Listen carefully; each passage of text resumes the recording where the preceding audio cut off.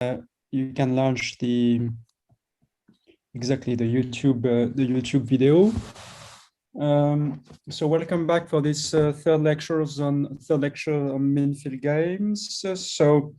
I will proceed as I did yesterday. So on the chat, you have the PDF notes of the second lecture. So what we discussed about yesterday, and I will make a short recap as I did yesterday. And also you will find the slides for the new lecture today that will be about the master equation. So let me just share my screen so that you have what you need.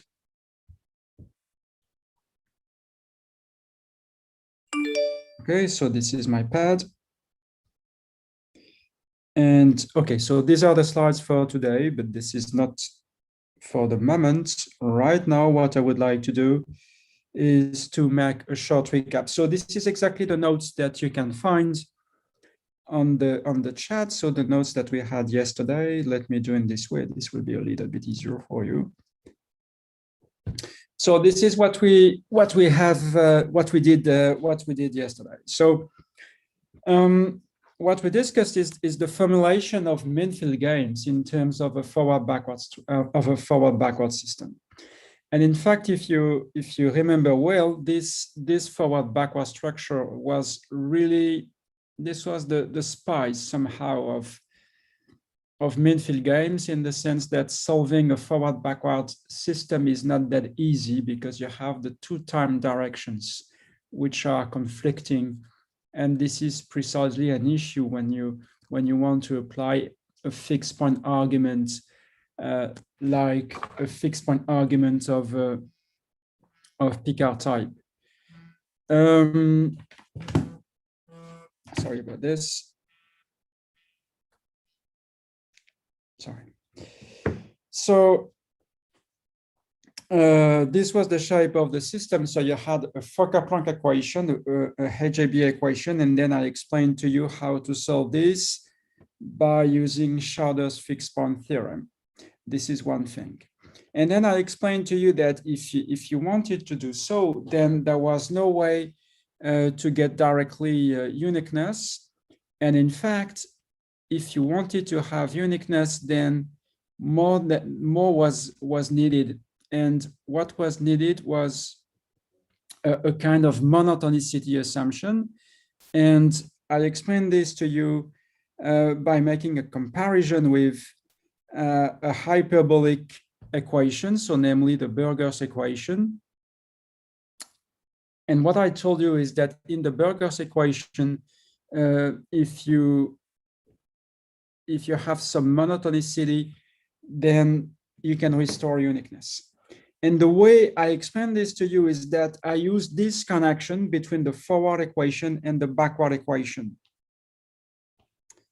So you had this relationship between the backward equation in the system of characteristics of Burgers, so the equation for y, and the forward equation. And in yellow, you have this capital U that is circled around, and this will be exactly the same kind of things that we are going to reproduce today within the min-field game framework. So really, this example will conceptually serve as a red line or a guideline for the lecture today. Well, after that, I told you about other approaches, and then at the end of the talk, what I spoke about yesterday was the connection with the end particle system. But if there is something that you have to remember for today, this is really the fact that when you have a forward-backward structure, then certainly you can guess that there should be a PDE behind, and that you should regard this forward-backward system as a characteristic system of some PDE. So this will be our starting point for this new lecture today. So this is lecture 3. So this is lecture number 3. So the title is the master equation. And depending on time, and if I don't have time enough, I will finish tomorrow because this is something that is absolutely important in the field. I will speak about the application to the convergence problem. This is what I called the North Face yesterday.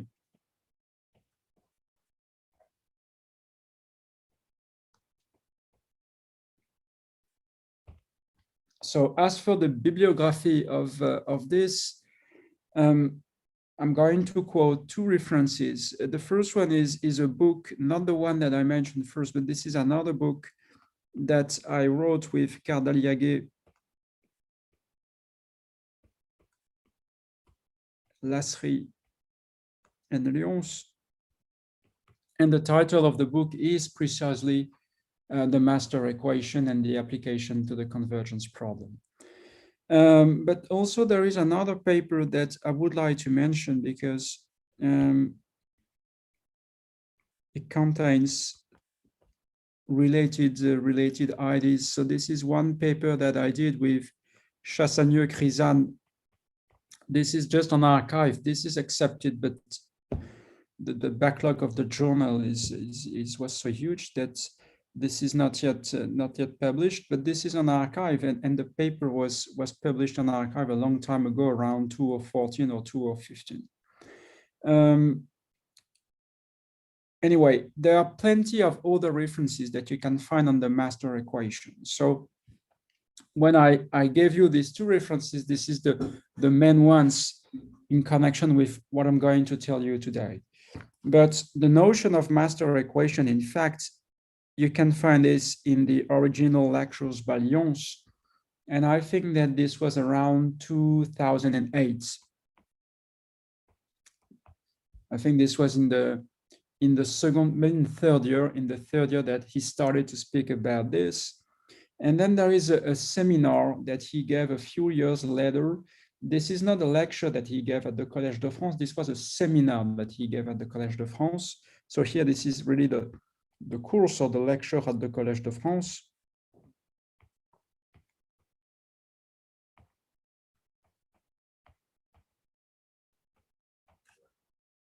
And then a few years later, he gave a seminar. I think this is around 2013. And this was really a seminar, but this is on the same web page. You can find this. And if you want to find the reference, the precise reference for this seminar, you go to the bibliography of the book with René, for instance, and you will find quite easily this reference.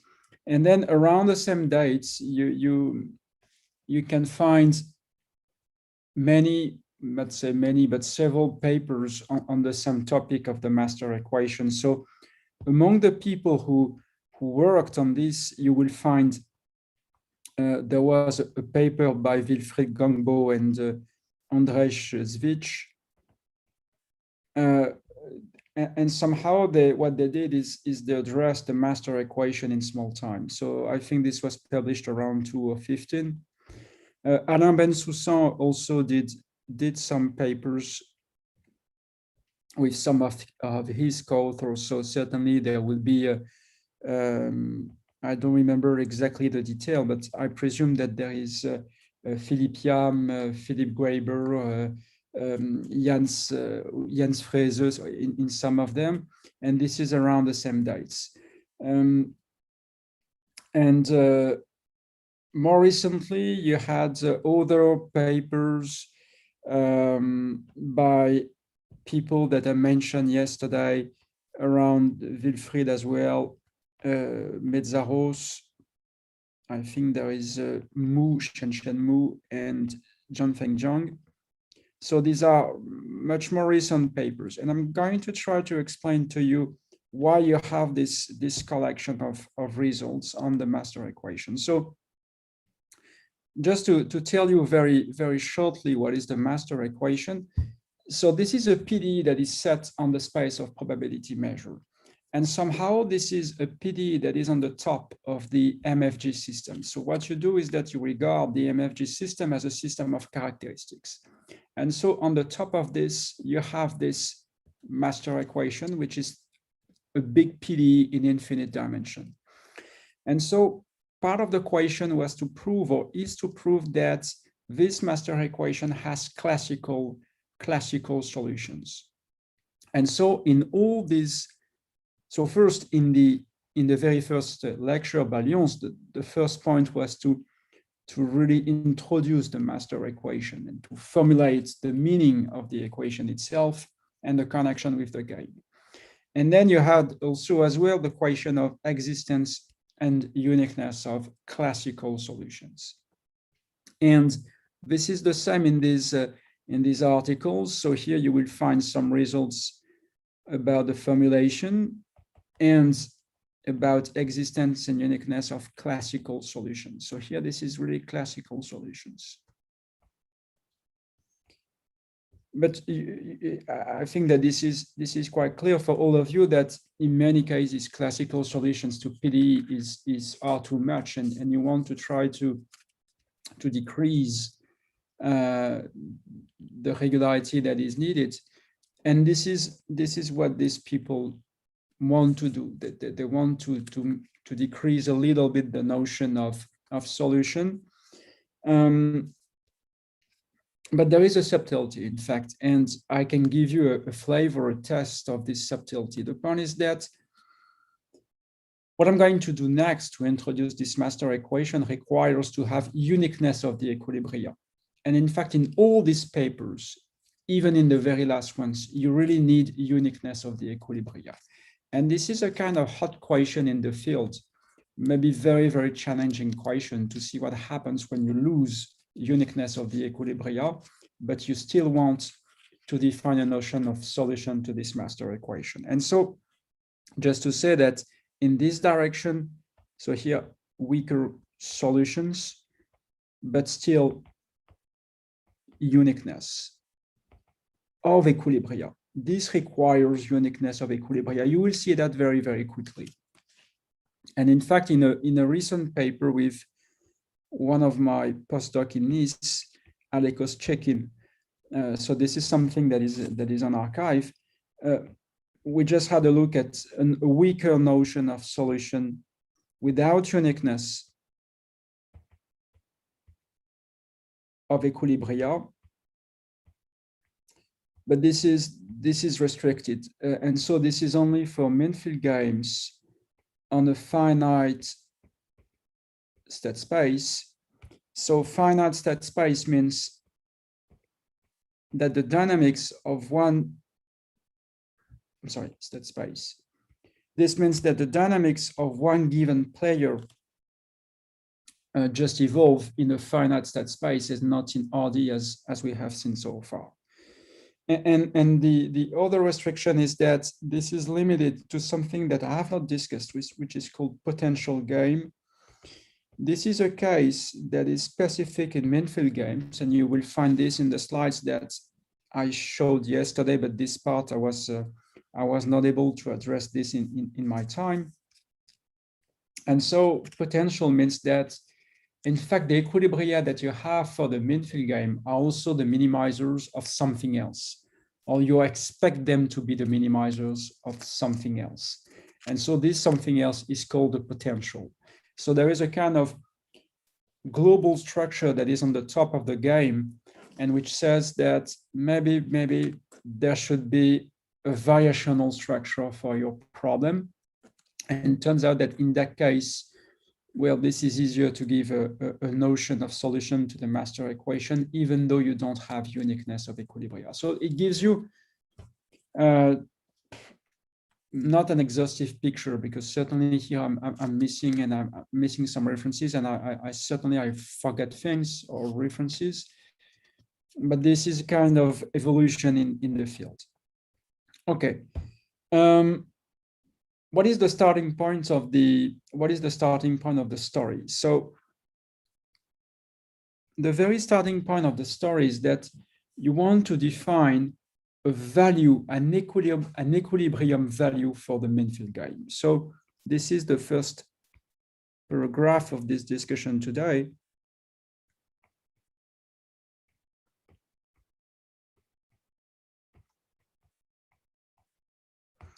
So when I say equilibrium value, it means that you want to say what is the cost to a typical player in equilibrium given your initial condition. So this is what you want to say. You assign a cost, or let's say an equilibrium cost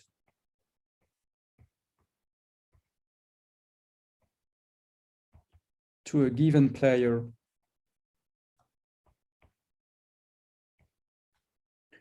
for any possible initial conditions.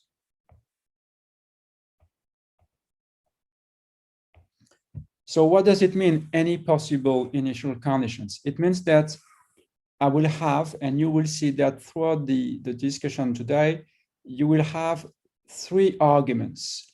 The first one is that there will be time, so t, which will be regarded as a time between 0 and t. And basically, this will be the initial time at which the game is initialized. So instead of starting from the time 0, as we did in the first two lectures, today we are going to allow the dynamics to start at a given time between 0 and capital T, which is, let's say, quite standard in the analysis of dynamical systems. So this is really the initial time. Now I'm going to have X in RD, which is the initial state of a given player in the population. So this is the initial state of a given player. When I say given player, you know that there is a form of exchangeability in the system that says that at the end of the day, the players cannot be distinguished. So this is any player you want.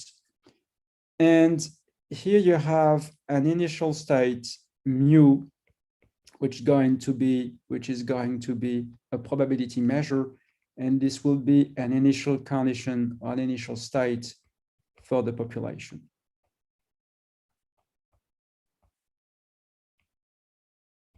You could say that this is a bit strange to distinguish from the state of the given player and the state of the population, but this is to say that what I did yesterday was to start the dynamics of the player from a random variable, and somehow you should think of this small x as being a possible realization of this random variable. This is what you should think. And so the question is, if I am given these three parameters, what should be the equilibrium value that I could associate with these values? Yes, exactly. That's my question. So the question is this one: can we associate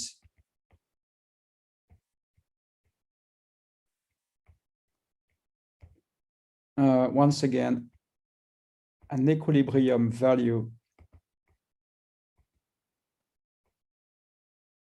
with these three parameters, t, x, and mu? Okay. How can we do that? So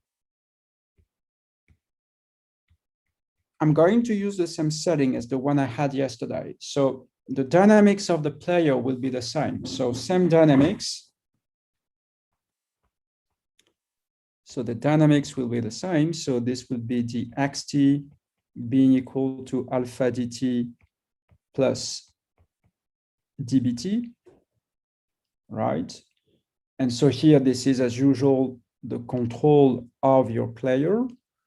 And so what I told you is somehow the fact that, or maybe this is not a good notation. Let me use S to distinguish from the T I had before. And so I'm going to require that at the initial time, the dynamic starts from time t. So here S is between small t and capital T. And the cost in some environment,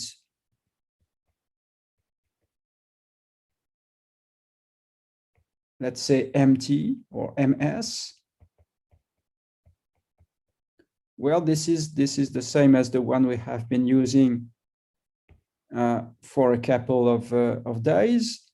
So this is E of G of the terminal cost MT plus the integral from small t to capital T of F of XS MS plus 1/2 alpha S squared ds. Okay, that's the same, exactly. Right. And now, this is what we have been doing. We know that the optimal path is described by the HAB equation. So here I am repeating myself because these are things that we have been doing. So maybe I'm going to put M underline just to say that this is the whole trajectory. So as I did yesterday, so this was the HAB equation. Now this is an object that is familiar for you. So this is in X, T here, and then you have minus 1/2 of dx ut m bar squared plus f, and then here I have f of x mt is equal to 0, and the boundary condition is exactly this one. And now the question is, or the point of the lecture that we had is to enforce the fact that M is the laws, or is the flow of marginal laws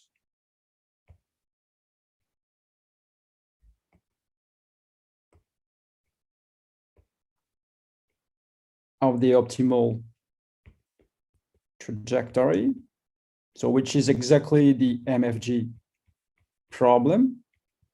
So we require to have the Fokker-Planck equation that is given, once again, this is this one. And so this is minus the divergence, and then you use, this is where you see the point, you use this as, oh, okay, dt mt is equal to 0. Okay, here maybe I was not very cautious and I should put s instead of t because I decided my t was the initial time. So let me do that properly, as otherwise there could be some confusion for some of you. So here this is really ds, us, us, ms, and this is ds, ms, ms, ss, right? So I hope that this is clear now for all of you, that in this here, there is no MFG, in the sense that there is no fixed point at this level, but now here I really see the fixed point. So the fixed point is exactly at this level. So here I have the fixed point. So I require that M is the law of the optimal trajectory. But one step beyond, one step above, this is still the best response for a given environment. Well, so I gave you yesterday some assumptions for which there is a solution to this system. So we know that, let's say, if FG are smooth in X, bounded with bounded derivatives,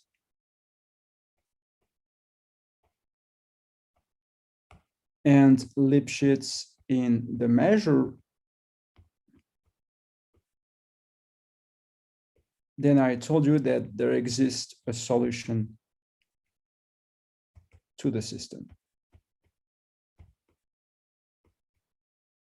Okay, but there may not be uniqueness. So these are things that we have been doing yesterday. So this is okay. But the point is, well, we want to have more now, and you will see very soon why. We also require that there is uniqueness, and to require uniqueness, I'm going to assume that the monotonicity condition is in force. So this is exactly in the same spirit as what I explained to you yesterday for the Burgers equation in the very, very simple example of a forward-backward equation in dimension 1. I want to avoid the appearance of shocks in the system. So to do that, I'm going to require this monotonicity condition. So plus we require Lasry-Lyon's monotonicity. And so this Lasry-Lyon's monotonicity, once again, I give you the formulation. This is the same for F and for G. Here, this is for F. So this is non-negative, and the same for G. And the point is that this enforces uniqueness of a solution. So here there is uniqueness of solution to the forward-backward MFG system. Okay, so now what can we do from this? Well, keep in mind my original problem. I wanted to say for a triplet of initial conditions, I want to associate an equilibrium value. And now I have everything to do this, because if I have an initial time and an initial state for the population, so back to the original, to the value or to the construction of an equilibrium value,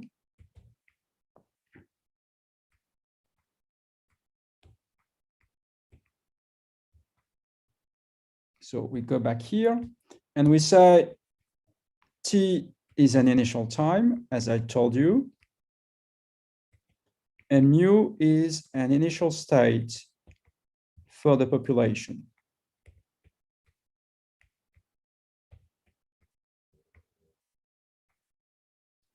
So the good part is that when I do that, even though I'm starting from time t, it's not going to change the results. I know that there is a unique equilibrium to my mean field gain. And so I can say exactly what is the equilibrium. It makes sense to say the equilibrium because I have uniqueness. So then given these two conditions, then we know under the setting that I have just described, there is a unique equilibrium.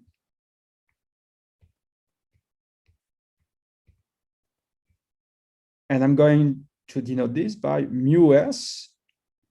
Okay, so this is between t, for s between t and capital T. And so this is given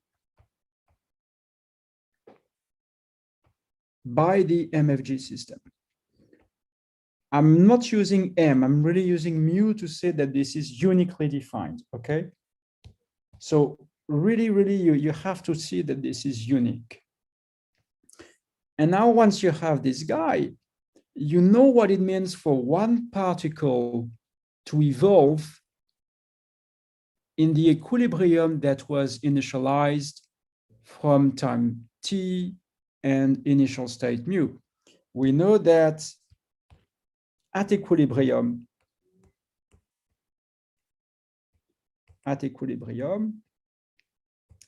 the tagged particle or the tagged player evolves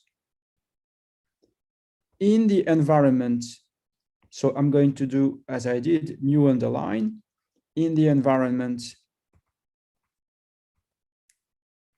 mu underline. Good. So I know what is the problem that this tag player is going to solve. So we know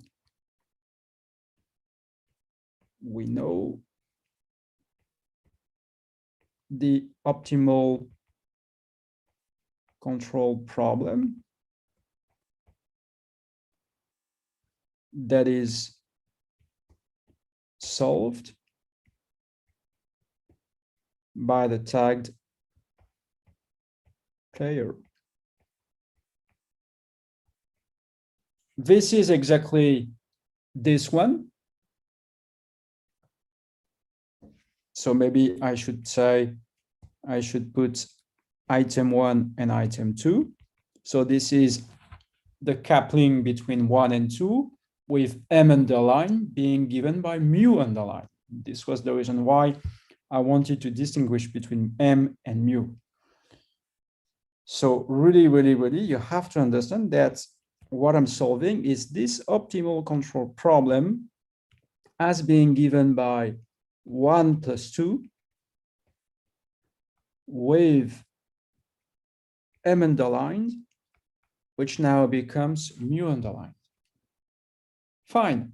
And since I have solved the optimal control problem, I know what is the best value within, or the best cost within this environment. And I say the cost, or the best cost under the environment mu underline is, by definition, this is U, the solution to the HAB equation that we denoted mu underline, starting from T and X, if X small t is equal to small x. So when I'm starting from small x at time t, I know that the value, so this is really the value function, is given, or the value of the optimal control problem is given by u mu underline tx.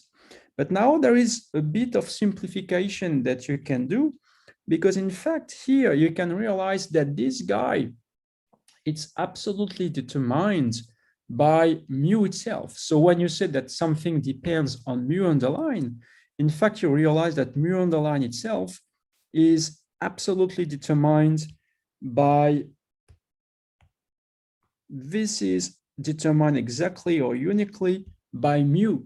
So when I say that I have this notation, I can remove and I can say that this is just mu. It only depends on mu, because mu underline is completely described or defined or determined, I should say, by mu. So this is what I'm going to write, u mu tx. And now I have this definition. So definition, we call value of the game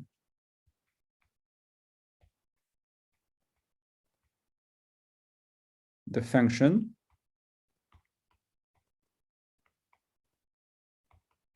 So I'm going to define, or to follow the agenda that I gave you.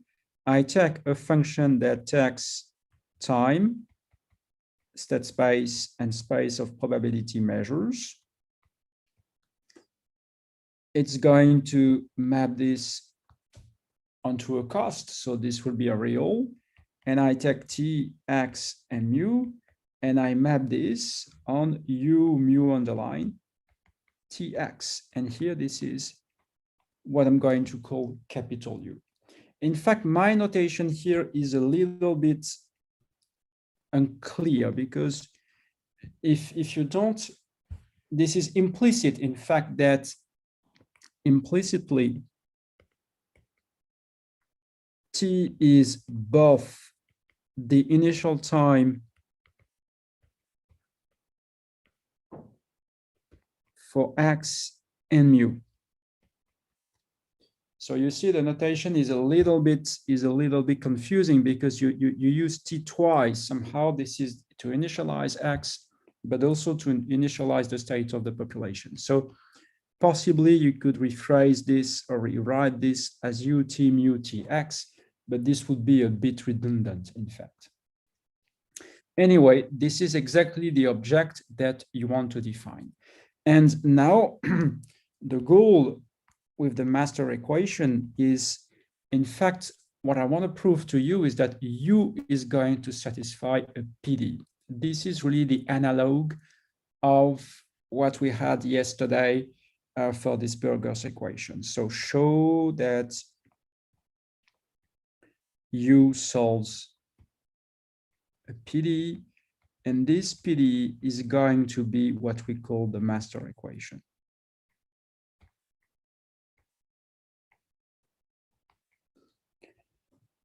Okay, so this is where we are. So now the question is how to do this. What is absolutely crucial in this type of problem is that we have a flow property. So there is a flow property in flow property. Let me remove in. And this is the part of the crux of the analysis. So let me go back to this setting. I know that the equations are a bit complicated, and each time I want to reformulate this equation, but this is really the key point. And so I'm going to repeat the dynamics. So we know that, so the sense, I'm not going to repeat the setting, but this is just to say we have Tx mu as initial data, exactly as I have just described. And so we know that the optimal trajectory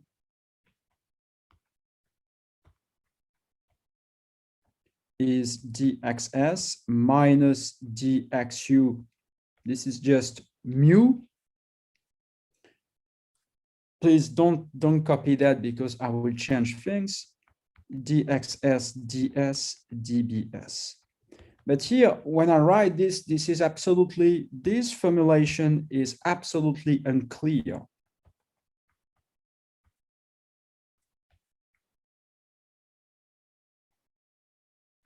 This is an unclear formulation because in fact here mu refers to the initial time or initial state of the population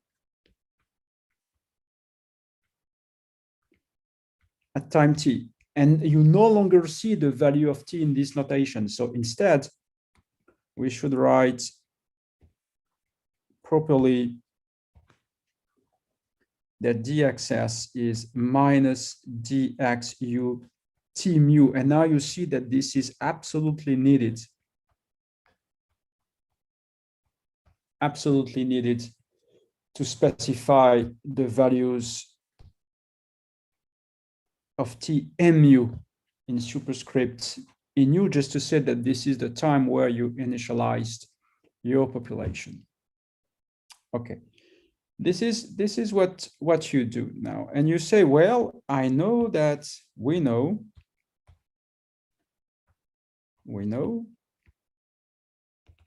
that ut mu solves. So this is for s between t and t, solves HJB on TT. So we have the shape of the HJB equation. Maybe this is easier for me to, I'm going to cheat a little bit.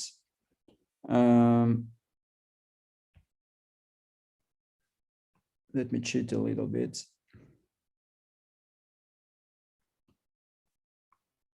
I know you cannot do that on your paper unless you have a pad. So this is the shape of the equation, right?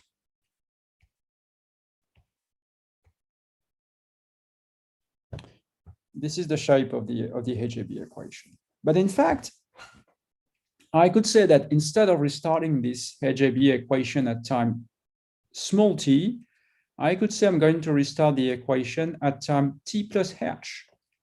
So it makes sense. Restrict S to the interval t plus h capital T for some h positive. For sure, you want t plus h to be less than or equal to capital T. You could do that. You could say that. Well, and then you could wonder what is the meaning of this. So it means maybe I should remove here the m underline by putting mu underline.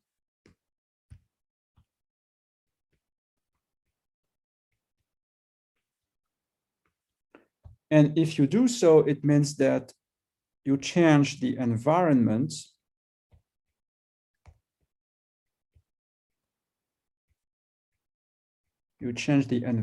from originally this was mu s from t to capital T with the initial condition mu t is equal to mu. And so you have decided to restrict yourself to t plus h less than s less than t. And so now you say, well, the initial condition is mu t plus h. And this is, in fact, this is the solution of the problem when I initialize the population at time t from the state mu. So this is the way I could trace the new initial condition. So I'm just saying that I am following the dynamics of the population. So I do that and I say, well, when I do so, since I have uniqueness, I say that when I restart from this new initial condition, well, the solution will be exactly the same as the one I had when starting from this, but a little bit before in time. And the result of that is, as a conclusion of this, we have that if you consider the value function u at time, so let's say t plus h dot, but now this is really initialized from, let me use red color, t mu. So this is the original one. Well, this is exactly the same as when I solve the HAB equation, starting from t plus h mu t plus h t mu. So this is a bit complicated. This is just to say that I decide to restart the state of the system at time t plus h exactly from where it was at time t plus h. And this is t plus h dot. The two value functions are exactly the same because the environments are the same. And once I have fixed the initial value of one, I should follow the equilibrium. And this is what I do in both cases, restarting from an intermediary point at time t plus h. But now you should observe that this guy here, we know what it is. This is what I called ut plus h, comma, mu t plus h t mu. And so the conclusion is that formally we have this. We have that ut mu, once again, t plus h x is equal to ut plus h x mu t plus h t mu. So I'm sorry that this is a bit complicated to write down, but this is exactly the analog of a flow property for the solution of an ordinary differential equation. This is exactly the same. And now back to the optimal trajectory.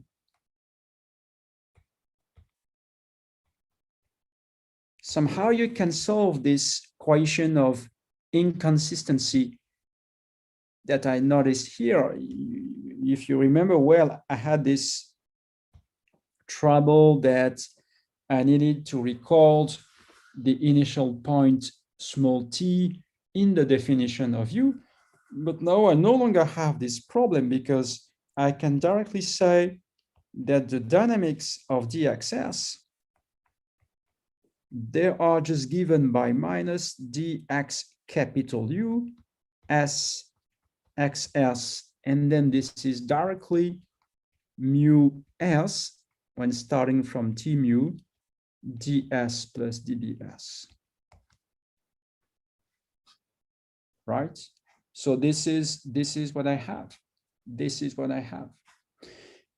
The existence of the gradient in the direction small x for u, this is trivial because this is just the gradient of the HJP equation. So there is nothing to really prove. And now you could even more, for those of you who know Makin-Vlasov equation quite well, even more, you can say that if now xt is initialized, so here the symbol wave means for initialization. So this is the law of xt. I'm sorry, this is for the law. So this is the law of xt that is equal to mu. So when I start, really, I randomize the states of the initial player according to the distribution of the population. Then what I'm going to have is that dxs, this should be minus dxu txs, the law of xs, because I'm going to follow the equilibrium, because this is exactly the fixed point condition. When I initialize the optimal trajectory from the initial state of the population, then the law should match, because this is the equilibrium, the law should match the environment. So here, this is exactly the MFG condition, or the MFG fixed point, that tells me that you have this identity. And now you recover what we know as being a Makin-Vlasov MKV equation. So these are things I spoke about on Monday. So before I go on into the analysis, really, you should understand what is the meaning of this. If you remember what we have, I'm sorry, what we did, I think this was on the first day. I'm going to show this, to show you this on the lecture notes on Monday. At some point, I told you there is a guess that certainly the equilibrium feedback is a function of the private states and the law of the population. And here you have exactly not exactly a demonstration, because this is not a complete proof, but you have some intuition that this is correct. I'm sorry, I did a mistake here. This is not T, this is S for sure. I did a mistake, this is S. Sorry about this. So just to make the connection with the previous lectures, because I want this to be clear for you. So this was the note, these were the notes of Monday. If you remember well, when I introduced to you the way we should get the asymptotic formulation of a mean field game, I told you what we expect is that we have this relationship. This is in the particle system. This is not in the limiting system. Anyway, I told you there should be a function alpha depending on the state of the population or the empirical measure and the state of the player. And I did not clarify at this time what was this function alpha. And now you have a really good candidate. And in fact, this is the good guy for being this function alpha. This is precisely the derivative of the master equation. Okay. Well, so now once we have this flow property, what we are going to do is just to apply this intuitively to get a dynamic programming principle. And once we have this dynamic programming principle, we should be able to get a PD. but the road is a bit long, and so we need to take time to reach what's going to be the PD for capital U. So this is my choice to take my time and to be slow, because I think that there are many concepts and you can get easily lost. So flow property, this was 2, so now 3. Dynamic programming principle.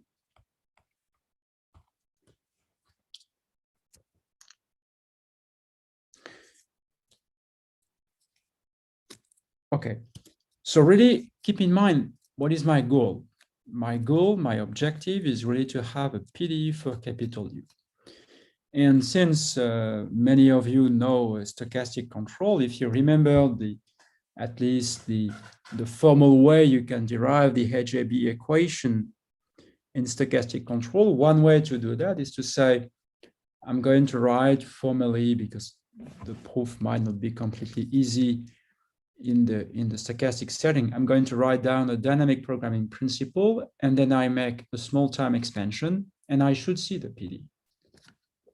I will do the same here, except for the fact that this will be, in fact, even simpler, in the sense that in the derivation of the HAB, I see the minimization of the Hamiltonian. Here, there is no similar computation. Somehow, the optimization property is already given. This was already given in the shape of the HAB equation. You will see that. So, if you remember, if you try to summarize or to recap what we have been discussing, let's say that I have that U mu Tx, which is nothing but that U Tx mu. This is an optimal cost. This is the optimal cost when I play the optimal trajectory, or the optimal feedback, sorry. So this is G of xt. Here, this is mu t. If you really want to keep track of the initial condition, you should put T mu. And now you have F of xs, mu s, once again T mu. And then you have 1/2, and you have to pay. You have to pay, and what you pay now, this is the optimal feedback. dxu T mu of s xs squared, and this is ds.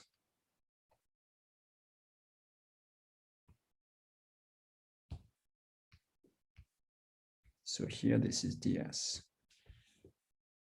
That's the optimal cost. Maybe I should specify that in this formulation, dx is minus dxu T mu s xs ds dbs, and I have that xt is exactly small x. Right. What to do with this? Well, there is one thing that we have learned from the previous discussion is we know how to reformulate this term in terms of,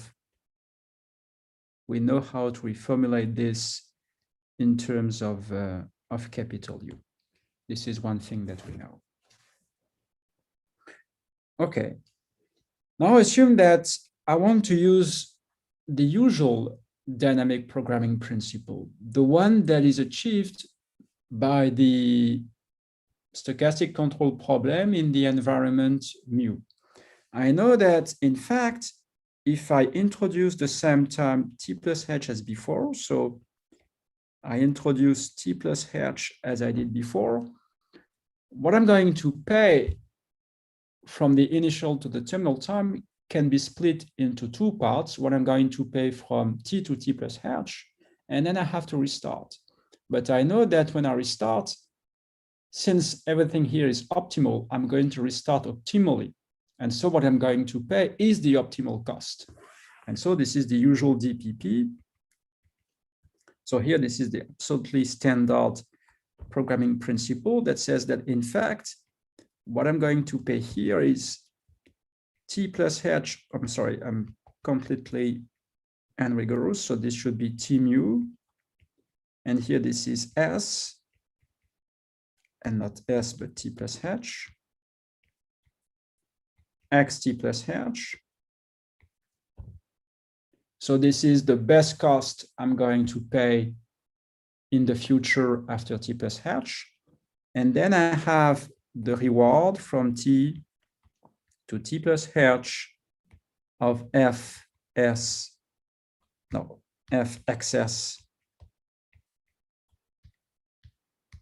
No, this is not the reward, this is the cost, I'm sorry. Mu ST mu plus 1/2 dxu T mu SXS squared ds.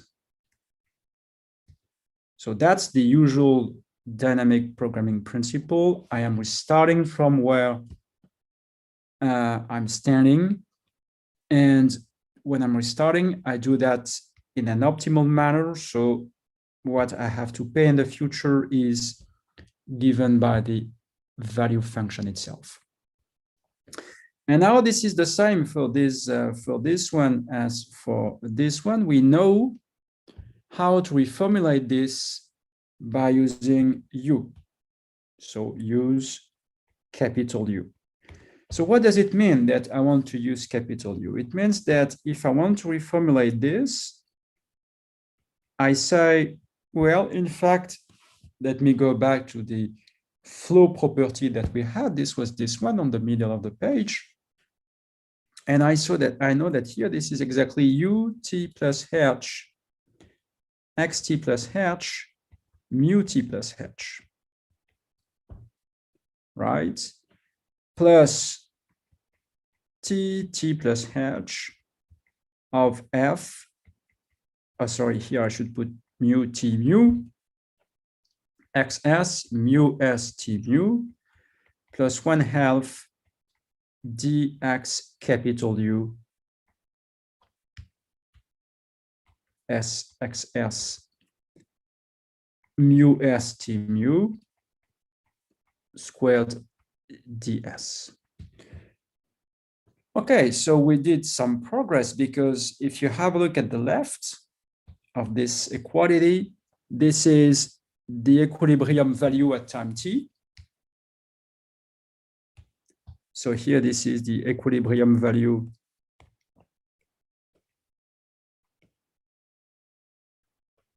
at time t. And now we have, I'm sorry, here, this is a bit long. And here we have the equilibrium value at time t plus h.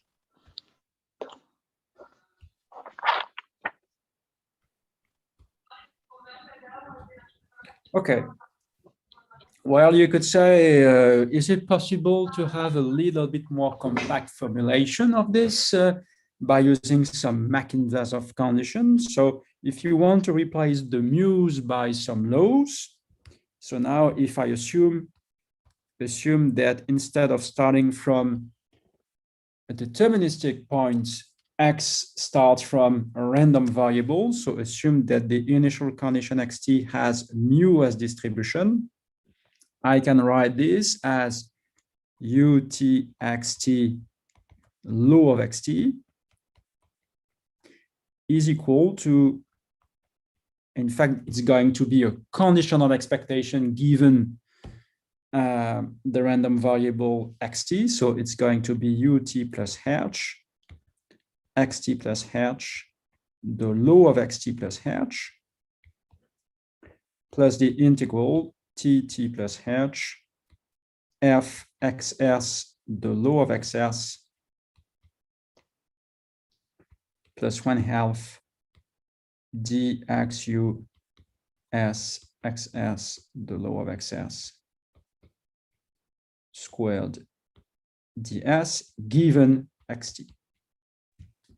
because the left hand side is random. So there must be a conditioning somewhere. Well, we did some progress because we achieved some progresses, because you see now that it absolutely makes sense to say or to expect for a small H expansion of the right-hand side. So now what is the methodology? So this is a bit of methods. We want to expand the right-hand side with respect to small h, or with respect to h. So for sure, expanding the integral is not really difficult. The main difficulty to do this is how to expand this. And so you have to expand this quantity. So this is the question that you have. So how to expand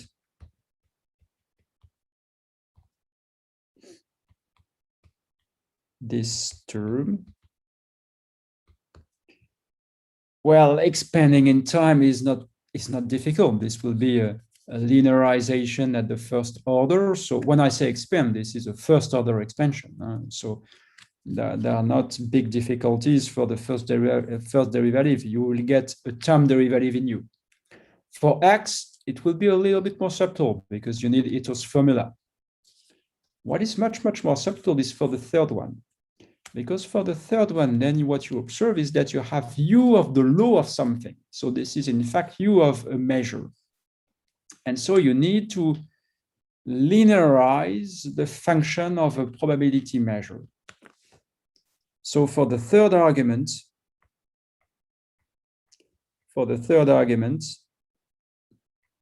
we need to linearize with respect to a probability measure.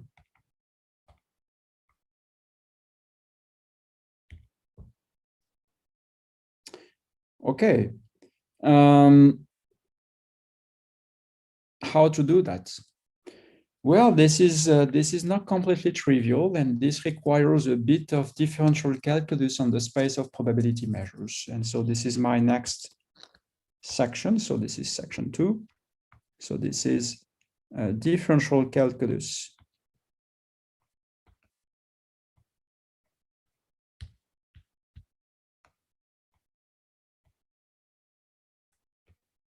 on the space of probability measures.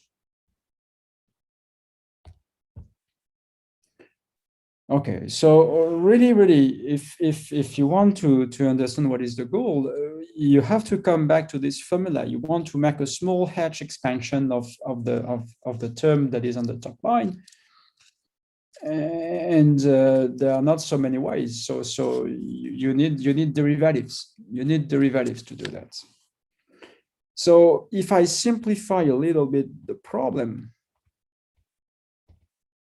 if I want to simplify a little bit, I am given a function v on the space of probability measures. In fact, for some reason that I'm going to explain to you, I'm going to restrict myself to probability measures with a finite second moment. If you remember the notations that we had, I know this is a bit complicated to remember all these notations, but I tried not to have too many of them. Okay, and okay, so we have this function. We have an Ito process. So let's say XS that satisfies this type of equation. And we want to compute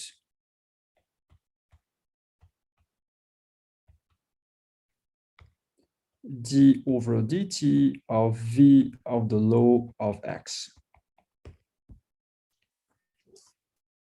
And so once again, we want to linearize this. Okay, so you will find in the literature several notions of derivatives for functions on the space of probability measures. So just a bit of bibliography.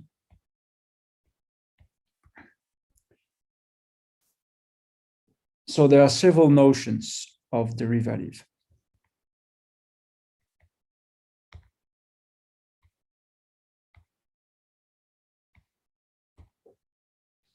There is a question.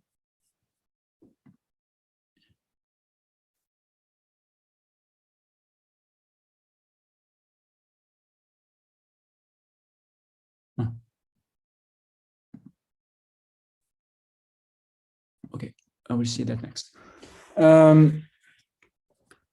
So several notions of derivatives. So there is a first quite natural notion of derivative that consists in importing the differential calculus that you would have or that you could define on the space of measures. So there is one way, which is to import the differential calculus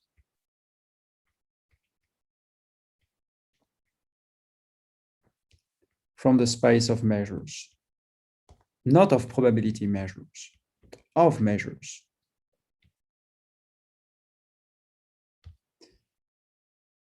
So very, very briefly, you say, I'm not going to make a course on this because this is not the one I'm going to use.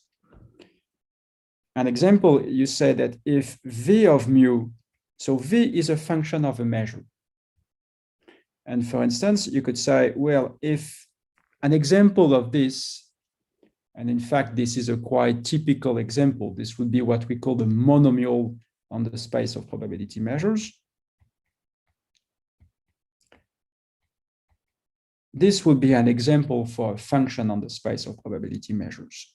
Here, h is a test function. And so you could absolutely extend this functional, provided that h is not that bad. You could extend this to the entire space of measures. And then you would have a linear functional on the space of measures. And so the derivative should be, well, this should be the operator that is behind. So this should be the function h itself. So I'm just going to use this rough notion that in that case, a possible derivative is I take the derivative at point mu, and the derivative should be a function because we are in infinite dimensions. So somehow the gradient has to be a function. Here, this is just h. Well, it turns out that when you do so, once again, you import the differential calculus from the space of measures. And this is what people from geometry would call an extrinsic derivative.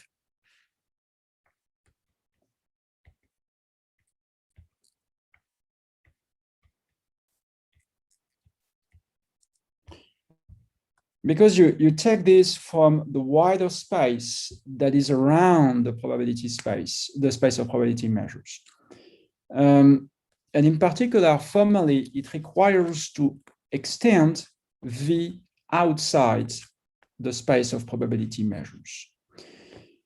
So now you could wonder about intrinsic derivative.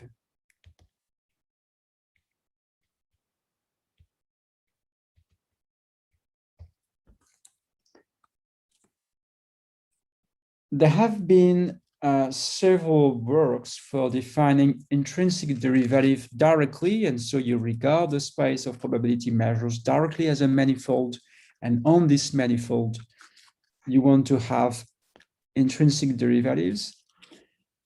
And this was in line with the seminal works by Jordan, Kindler, and Otto in the late 90s, early 2000 years.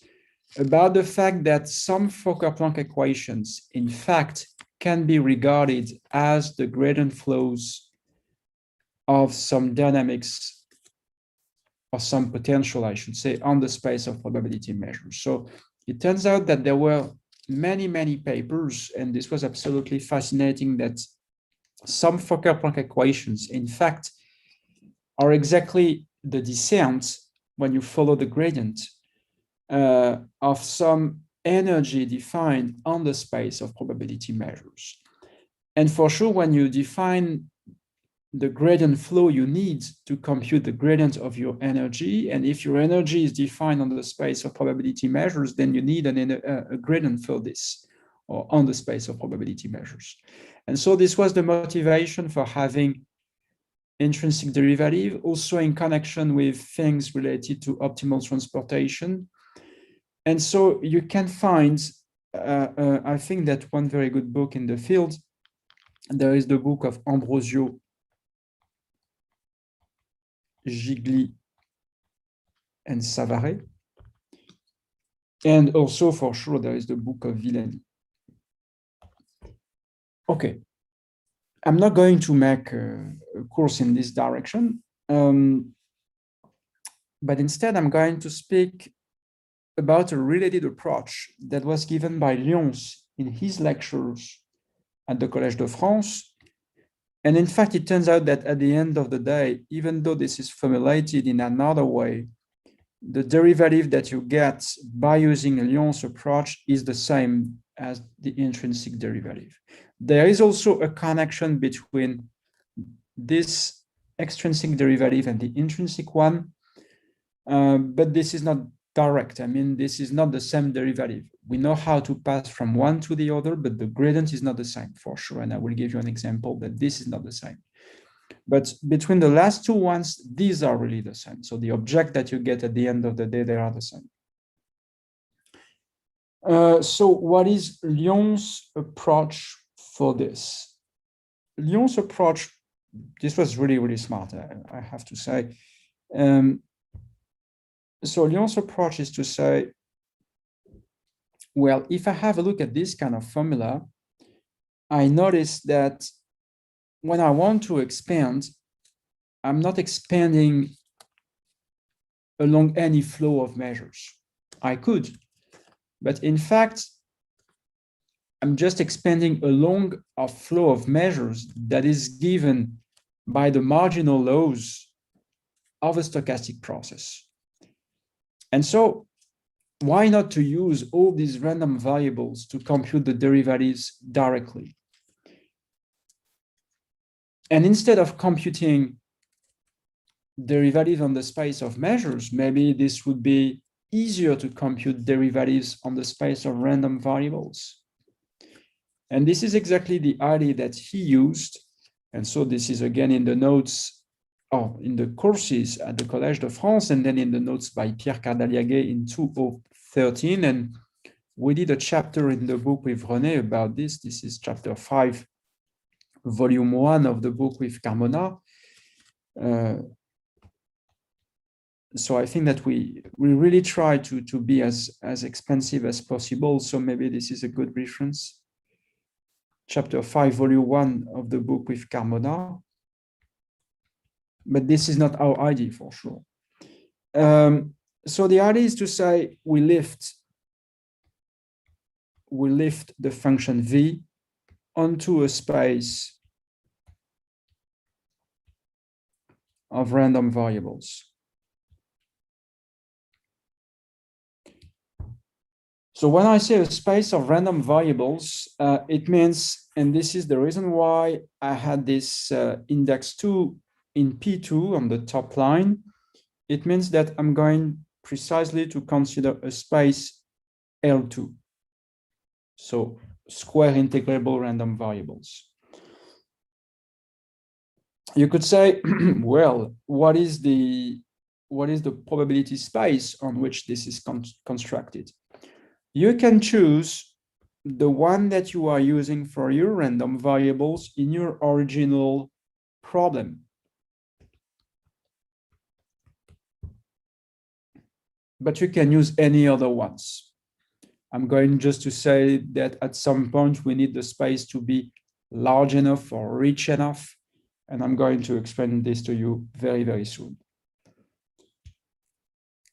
So at the end of the day, this does not matter so much. This is what you have to keep in mind, which is a good point because I want something to be as intrinsic as possible. So if the choice of the probability space was determining, this would be a real drawback of my approach. So Lyon says, okay, what is the lift? You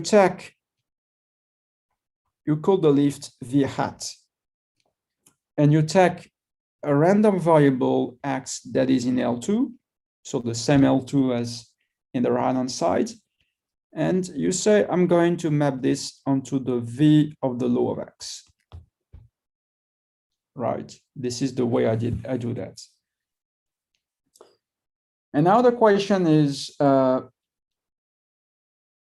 what kind of differentiability properties I could put or I could require on V hat? Well, it turns out that a very good point is to require Fréchet differentiability because I am on L2. And so this is a natural choice. So definition, we say that V is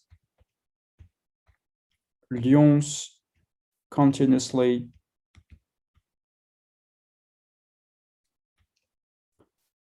differentiable on P2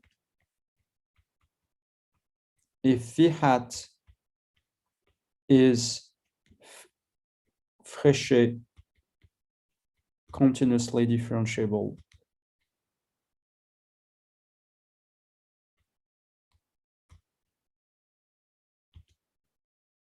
on L2.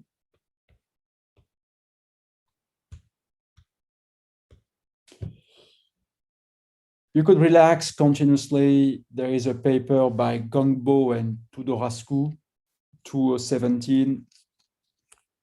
I don't want to make it too complicated. The original formulation is this one, and I think this is absolutely enough for what we want to do. Okay, so you do this and you say, well, that's really good. It says that if I do V hat of x plus y, then this is V hat of x plus the gradient of V hat at point y, acting at point x, acting on y, plus O of the L2 norm of y. But now this is the inner product or the duality product in L2. So I know that this guy by Riesz theorem, this is an L2 random variable.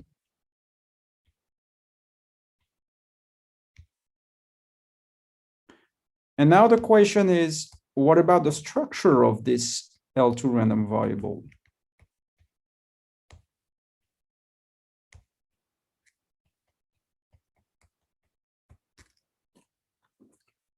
And that's a very nice result. So there is this proposition. Well, in fact, dV hat retains the mean field structure of V. What does it mean? It means that when you want to compute dV hat of x, this is a random variable. It means that you take omega in your probability space and you map this into dV hat x of omega. And now what this proposition says is that, in fact, there is a very, very special manner to compute this guy. And in fact, there exists a mapping that I'm going to write d mu v of mu and x, which takes or that takes two inputs, mu and x. This is valued in RD, and it returns. So maybe this is absolutely badly written, so I should write this in this way. Sorry about this. D mu v mu x. And once you have this mapping, the point is that the Fréchet derivative is d mu v, this mapping, you compute it at mu equal to the law of x. So you have, here you have the law of x. So this is mu. And for the second argument, you compute it at x of omega. So this is, you know exactly how to trace the dependence on omega. In fact, this is a random variable that is sigma x measurable. So really, this is a key fact, or this is a key statement. Okay. Let me give you a few illustrations about this. So application number one is that if I reformulate this Fréchet expansion here, I can say that V of the law of x plus y is V of the law of x plus E. So now I know that the duality product is the inner product in L2. So this is d mu V of the law of x, x. Inner product, this one is in RD, y, and you make the expectation, plus O of y2. Okay? And this object is, this is your intrinsic derivative. This is also what people call the Wasserstein derivative.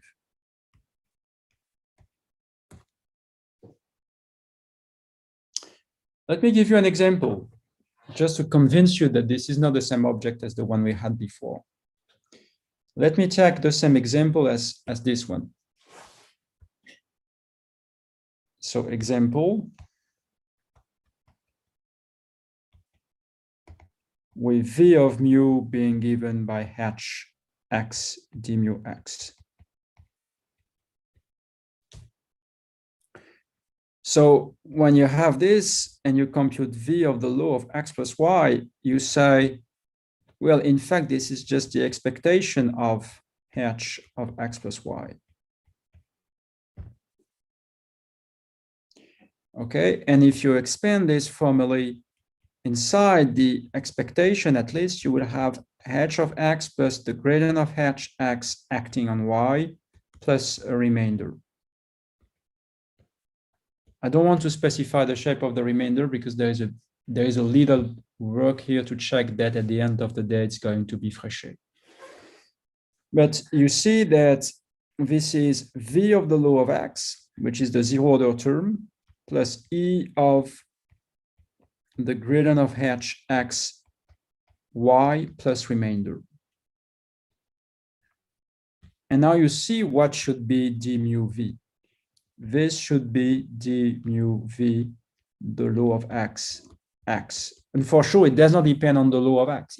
It just depends on the realization. But you see that, in fact, the connection, this is not the same derivative because you have the gradient of h, whilst before we have just h.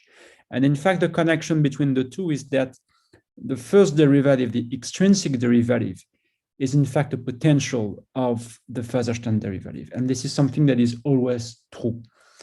And so this is the connection between the extrinsic and the intrinsic derivative. The first one is the potential of the second one. So they are connected, but they are not the same. But we know how to pass from the first one to the other one.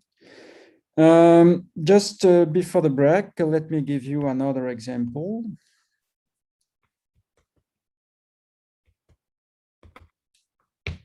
Another example is if you want to go make the connection with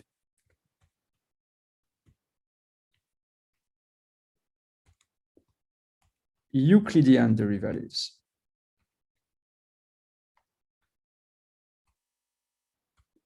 How to make the connection with Euclidean derivatives?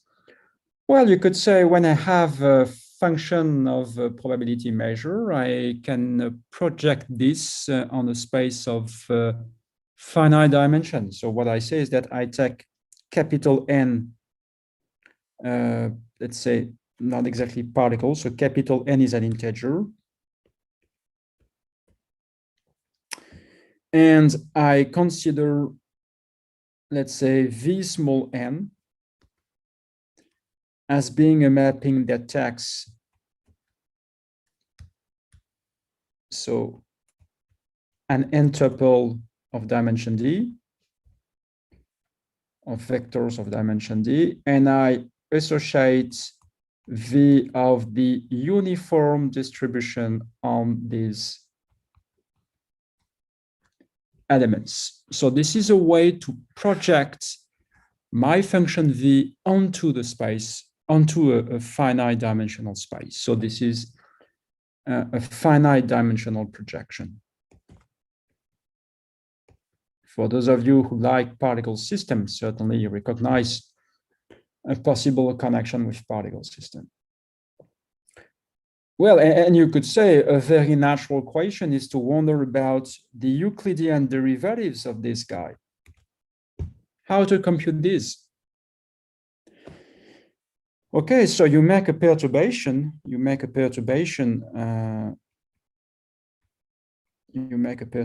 here.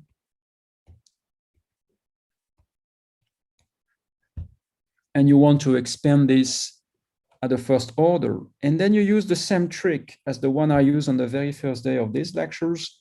I just said that this is the law of x plus y, theta here, where theta is uniformly distributed on 1 to the n. So this is a random variable. I pick up the index randomly between 1 and n. And the law of this is the uniform measure on this x1 xn or x1 plus y1 xn plus yn. And so if I expand by means of Lyon's formula or Lyon's expansion, call this as you want, you will have V of the law of x theta plus E of V of, I'm sorry, did a mistake. D mu V of the law of x theta, y theta, plus little o of the L2 norm of y theta squared. Let me just explain to you before we stop what is exactly this term here. Well, this is pretty easy because we know what is the expectation. This is based on a random variable that is uniformly distributed on one n. So this is 1 over n, the sum over I from 1 to capital N, d mu v. I have 1 over n, the sum of the delta xj's. And then this is xi, yi. And so this is an expansion. And I see that the gradients, so the conclusion here is dxi vn x1 xn has to be equal to 1 over n, d mu v, 1 over n, the sum of the deltas from j1 to n of xi. So I think this is a good point to stop. And so we will resume maybe in 5 minutes, if this is fine. Maybe I should have a look at the question first. So in the MFG system, there is a duality between the two equations, absolutely. How to explain this duality in the real life? Because when we try to give a general MFG, we have a problem to understand this duality Okay, I don't understand the second part. When we try to give a generalized MFG, we have a problem to understand this duality and to propose a generalized form. Here, I don't understand what you say in the last sentence.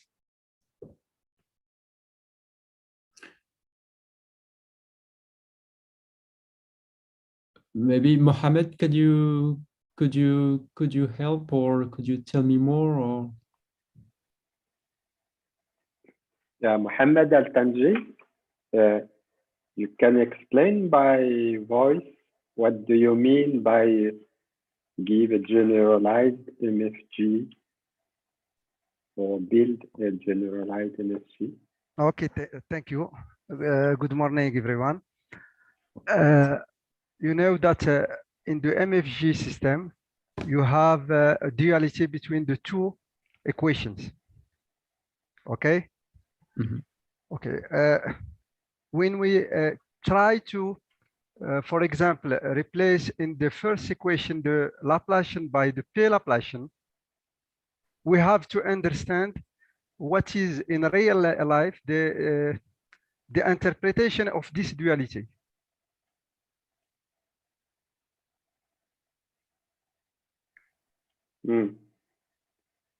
My question is clear?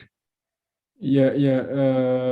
Okay, so let me think about your question during the break, because I think I understood your question, but I think I cannot understand right now, because I see your point. You want to say I have a new form and I would like to interpret this in some way. Okay. Let me think about this, and I will try to answer in the second part of this lecture. Thank you for the question. Okay, thank you. Thank you. Okay, so we resume in 5 minutes at 11:40. Perfect.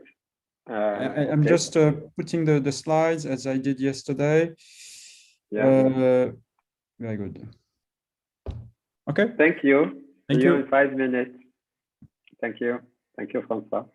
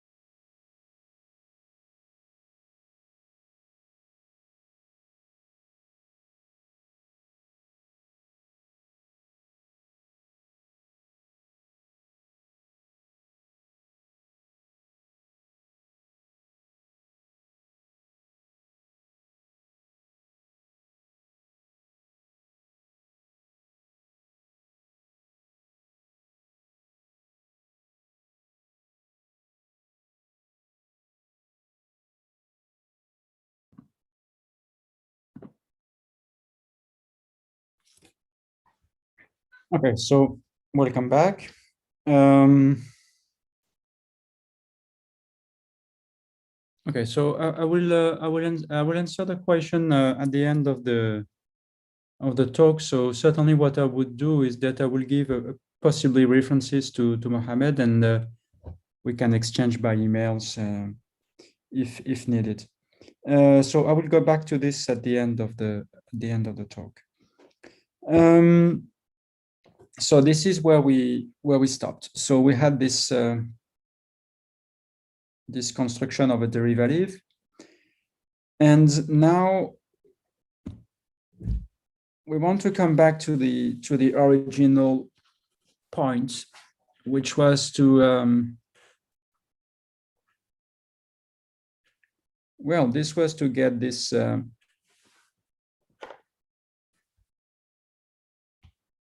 chain rule for this quantity.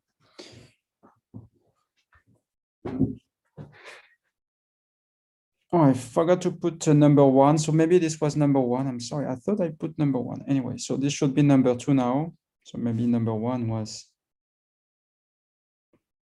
construction of the derivative.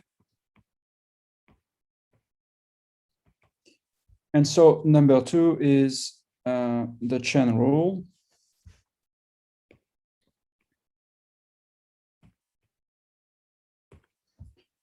Maybe let me just give you a very simple instance of the way this could work, just to prepare the rest of the discussion. So easy case.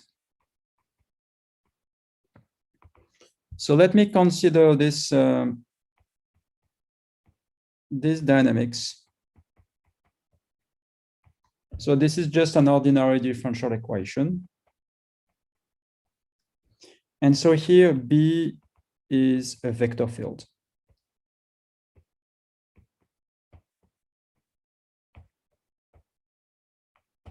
I don't want to have singularities, so this is something that is smooth and as smooth as you want. This is not the point to have singular things here. And so you go back to the formula and you say, I want to expand d over dt of E, of V of the law. Well, you could say that this is really strange because here it seems that there is no randomness in this equation. But when I say this, implicitly, I require that x0 is random.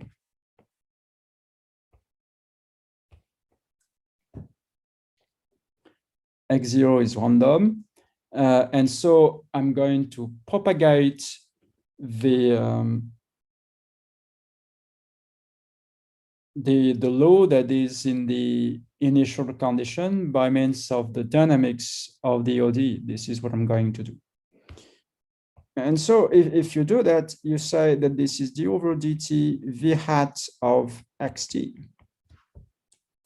But now, well, I'm a bit quick, but certainly you can see quite, let me say that I want to compute in t is equal to 0. Oh, no, maybe let me keep this. So this is, I'm going to have the derivative, maybe I should put this properly, dv hat xt acting on the derivative of x, so b of xt. And in terms of Lyon's derivative, it's going to be exactly this formulation. So this one here is an L2 duality. And now this is a duality in RD. So here, this one is in RD. And so a manner to reformulate this is to say that this expectation is going to write as d mu v of mu. I integrate small x and b of x with respect to d mu x. This is in RD. mu here is equal to the law of xt.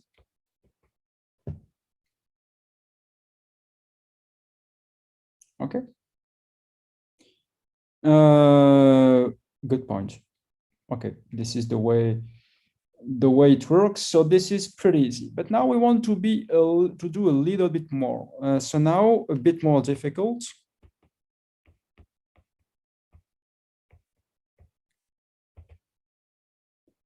Is the case when xt really follows, as we had before,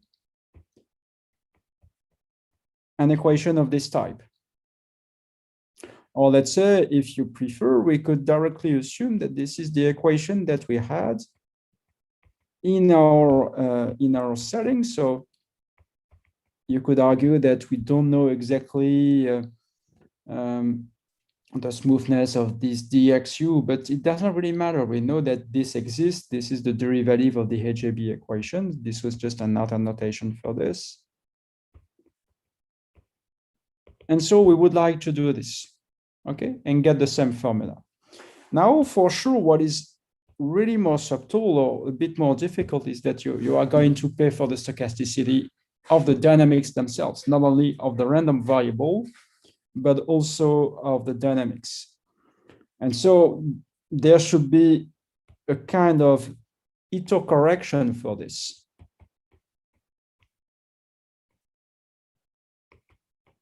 So I'm not going to make the whole proof because it would take me too long time, but I'm going to give you the ID to do this. And I think that once you have the ID, this is not that difficult to implement, and you can easily make this as an exercise. And in any case, you can find the whole proof in the references that I gave you, and specifically in this chapter 5, volume 1 of the book with Carmona. So methodology to do that.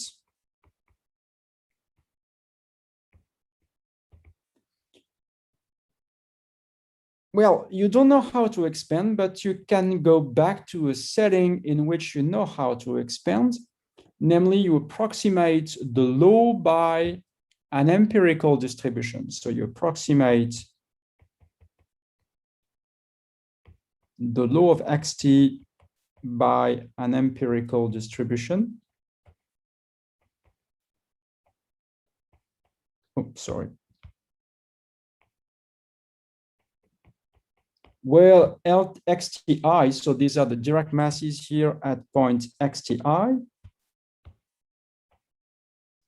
And so these xti, these are the locations are independently and identically distributed locations following the same law as xt itself. So this is not a game. This is just saying that we consider independent copies of the dynamics.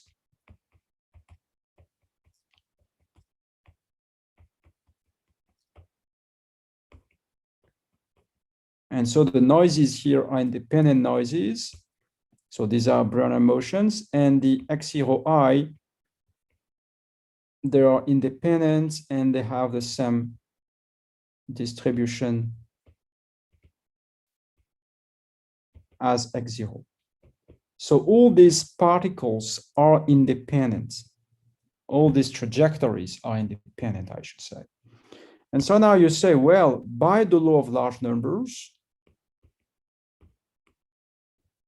what I know is that V of the law of xt is really, really close to V of the empirical measure.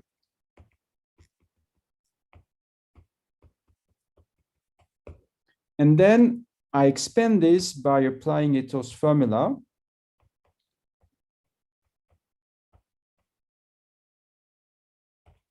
And now this is the usual Ito's formula, and there is no difficulty except that I should compute the derivative of the function that is inside.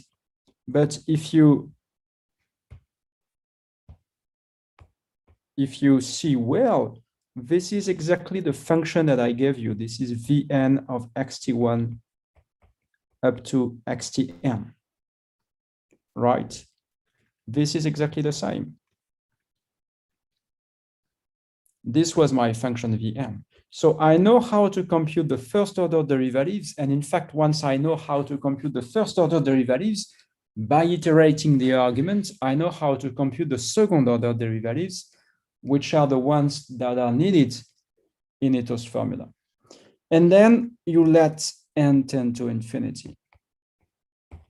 So this is a very sketchy proof, but this is the way it works. This is not the only way, by the way, but this one works. And so at the end of the day, what you find is that d of v of L of xt,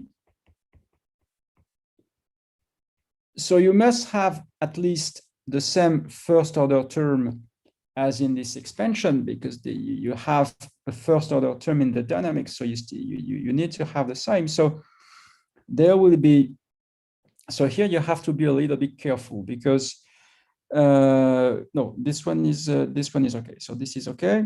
So I have minus e. So d mu v, the law of xt acting on dxu txt, the law of xt dt. So this is not the end of my formula, but this one, as before, I can write this properly as being d mu v mu x inner product dxu tx mu d mu x rd mu is equal to the law of xt. And you need something else, and this something else is for the second order terms in Ito's expansion. And so when you do the computation, so here I am a bit quick, but this is to save a little bit of time. You get 1/2, which is the usual 1/2 in the Taylor's formula, and you get a type of second order derivatives. In fact, you take in the function d mu v, so let me go back to what we had. So we had this function d mu v, which was exactly defined here. So let me copy this.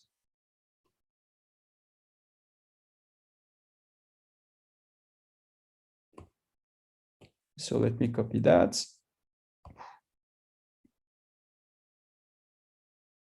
Okay. So I'm just removing this guy here.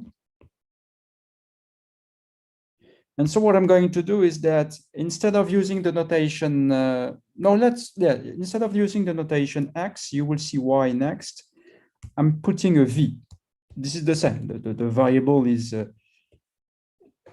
this is just another name for the variable. And so I'm taking a derivative with respect to v of this quantity. So I take here the derivative in v.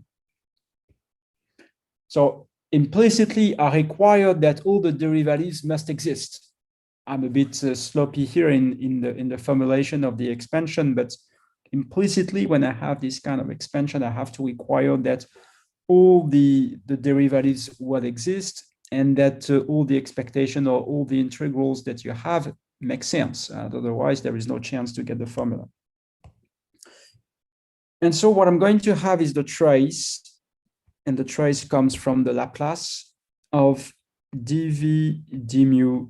So really this is dv, let me write this properly, d mu of the law of xt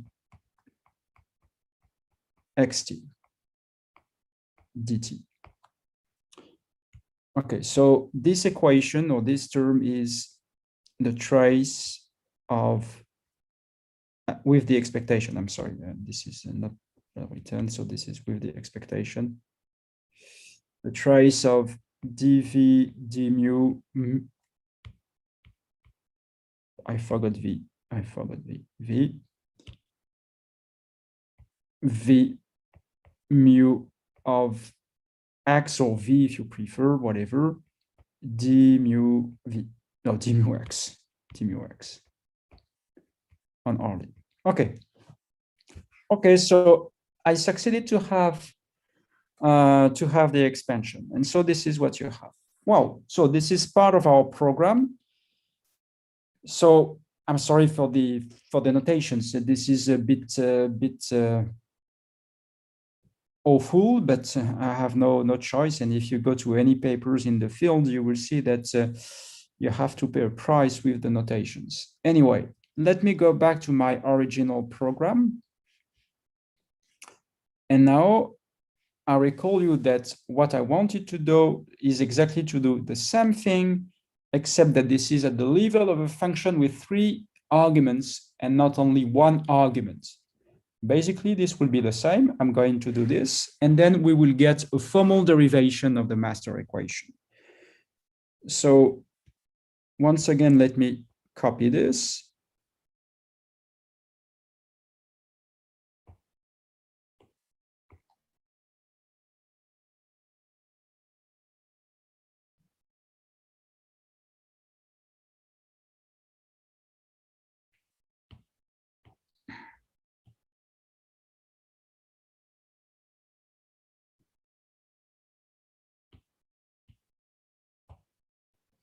So 3 formal derivation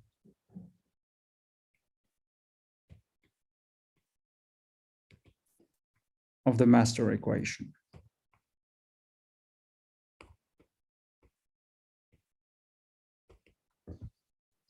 So this is the formula that we had. And here we want to expand this. It seems that, well, I was a bit ambitious in the way. Okay. Oh. Okay.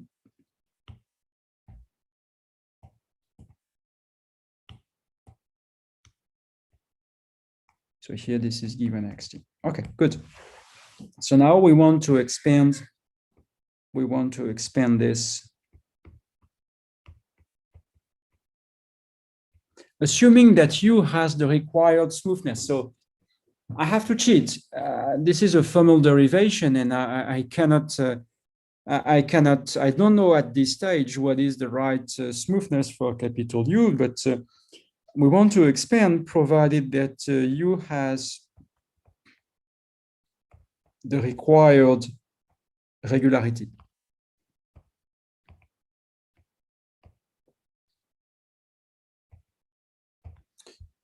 Okay, so how to do this? Well, it's exactly the same as before, except that now you have 3 terms. So if you are sufficiently patient, then you can get it quite easily. So you will have the 0 order term. Then you have plus dtu, txt, the law of xt. And so this will be times Hertz. Then you have, so this was for the t variable. Then you have things for the x variable. And so for the x variable, you just have to apply Ito's formula. And so you know what is the dynamics of x. The drift of x is driven itself by the derivative of u. So you will get dxu squared txt, the law of xt acting on Hertz.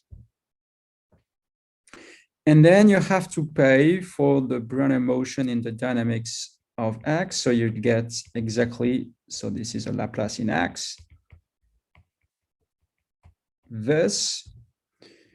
So let me put, if you remember well, there was a conditional expectation in the formula. So this is a way to kill the martingale part in the dynamics or in the Ito expansion. And then you have the expansion with respect to the measure argument, and then you duplicate what we have just done. So this is this term. So now you have to be really, really cautious in the meaning of this. So there is a minus.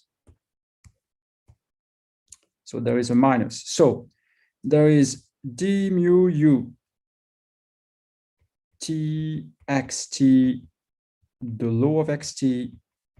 I get a v, and this was the reason why I wanted this v before.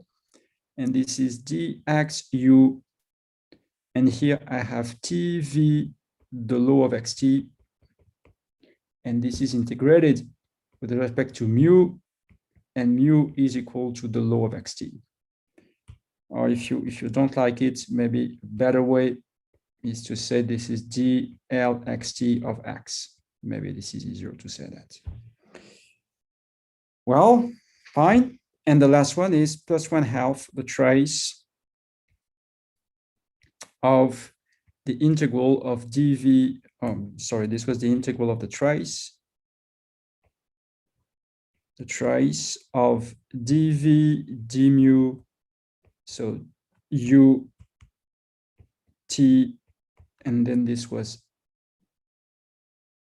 xt, the law of xt, v, and once again this is d law of xt, v. So you have this, and this is times h. I forgot to say, so there is h here, plus the law of h. Okay, so this is your expansion.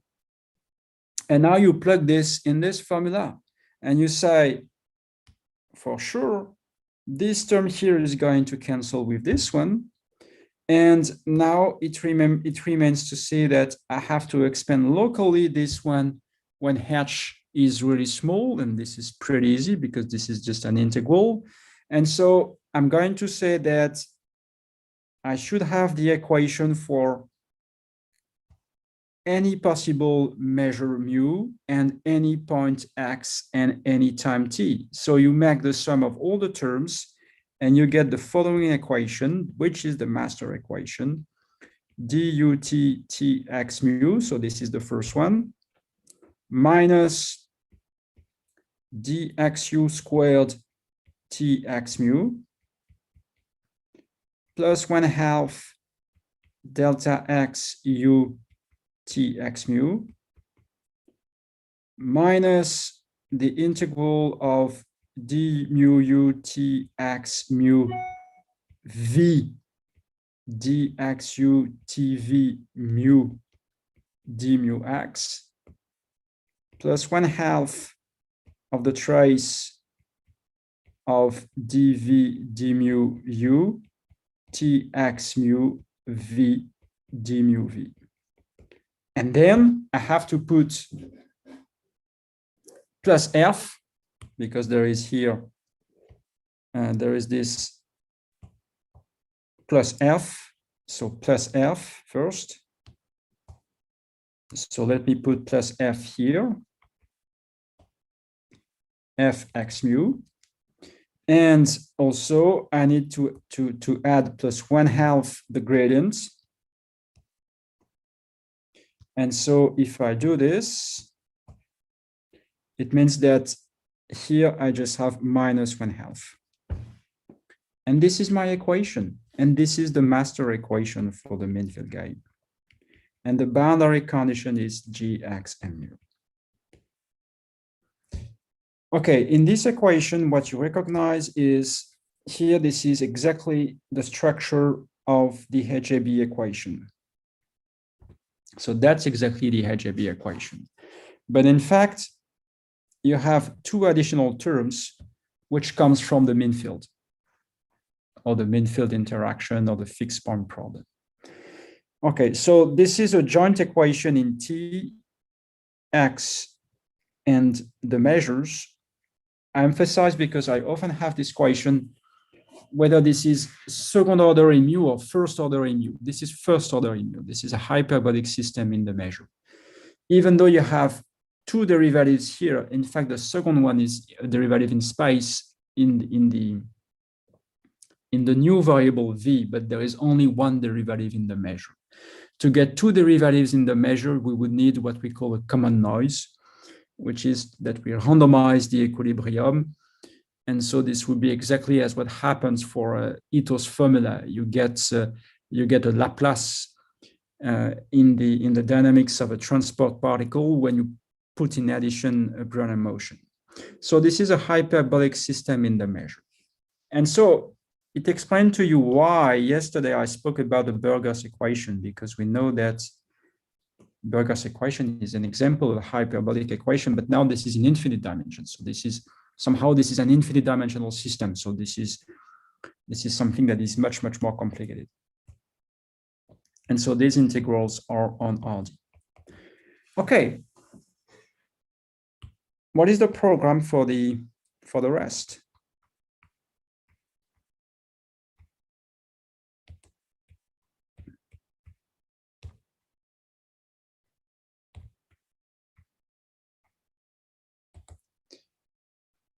Well, now the program is really to solve this master equation. And you really have to keep in mind that what I did is completely formal, because once again, this requires you to be sufficiently smooth, but I have no guarantee at this stage that you indeed is sufficiently smooth.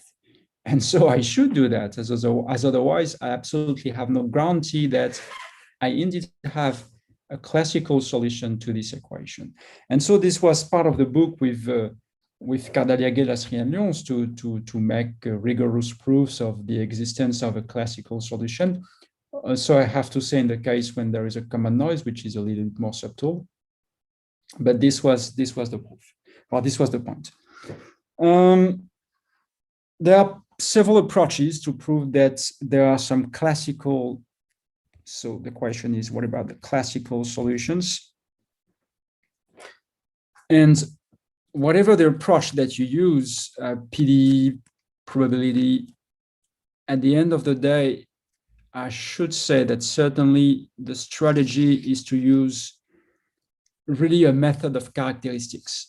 So what you say, you don't directly attack your PD. You come back to the MFG system, which is a system of characteristics. And then what you do is that you explain that you can linearize this system with respect to the initial condition that you have. But you can do so either from the PD point of view, in which case you linearize the MFG system, or in the probabilistic point, or from the probabilistic point of view, then you have to take the optimal trajectory for one player in the population, and then you linearize with respect to the initial condition, which is now a random variable. Okay, so in any case, either you use PDE or probability. I had this question yesterday, what about what is the best? So I still don't have any answer to this question, but I can say that here you have both methods, but in any case, you have to linearize the representation with respect to the initial condition. So since I have spoken about PD so far, I'm going to switch and to use something that is a little bit more probabilistic, because I guess that this might be interesting for some of you. So my first part will be about the semigroup that is generated by a Makin-Vlasov equation.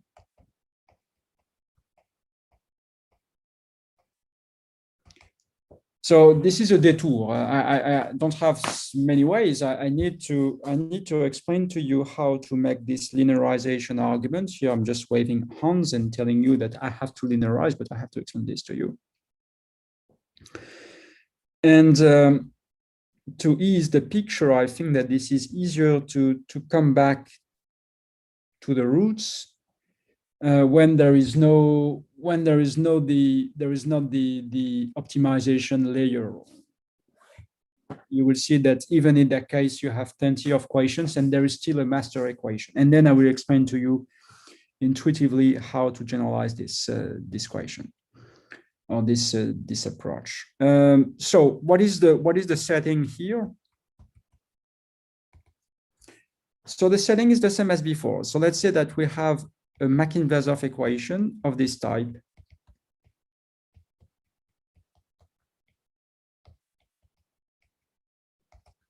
So here you recognize that this could be minus the xu t xt, the law of xt, except for the fact that I cheated a little bit because in B there is no time. So my dynamics are time homogeneous, which is a little bit easier. But you really have to think of this as being motivated by the dynamics we had before. And so I told you on Monday that so B here, B is smooth in X and also in the measure argument.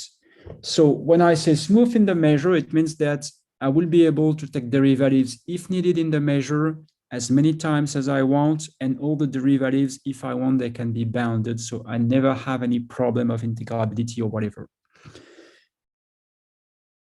Good point. So what can we say about this kind of equation? So I told you on Monday that uniqueness of solution for a given initial condition is not an issue. But there is a very nice result, which is not very difficult to prove, by the way. So this is a claim. In fact, the law of the solution here only depends on the initial condition to the equation through its distribution.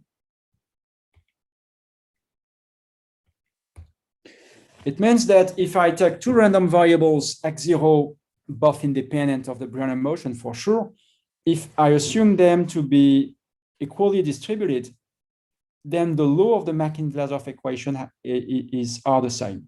The laws of the solutions are the same. This is something that is very, very useful from the practical point of view because it tells me that I can transport the law by the dynamics. So this is a way to say that, in fact, I'm solving the Fokker-Planck equation. This is another way to say that. But I'm going to consider a semigroup. So I put the following definition. Let V be a function as before defined on P2.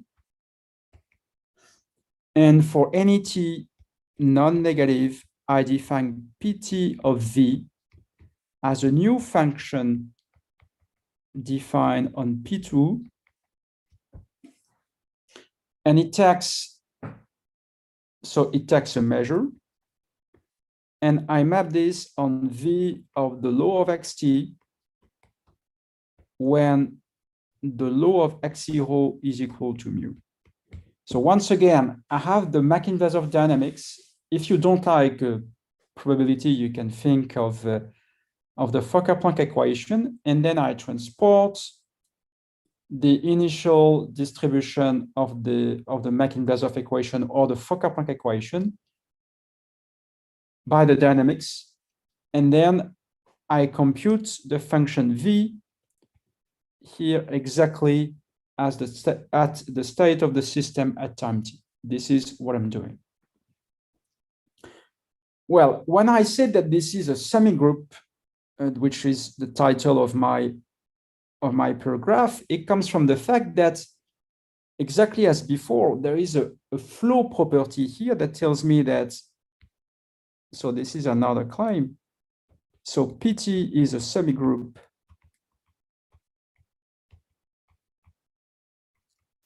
in the sense that if you take Pt plus S of V of mu, it is, so this is V of the law of xt plus S when the law of x0 is equal to mu. But here, this is also the law of, let's say, xt when the law of x0 is exactly given by the law of excess initialized by mu. So you can exactly do the same thing as before to restart your system from where you are. And at the end of the day, this is Pt circle Ps of V applied to mu. So this is exactly the semigroup property. And in particular, now to make the connection with the master equation,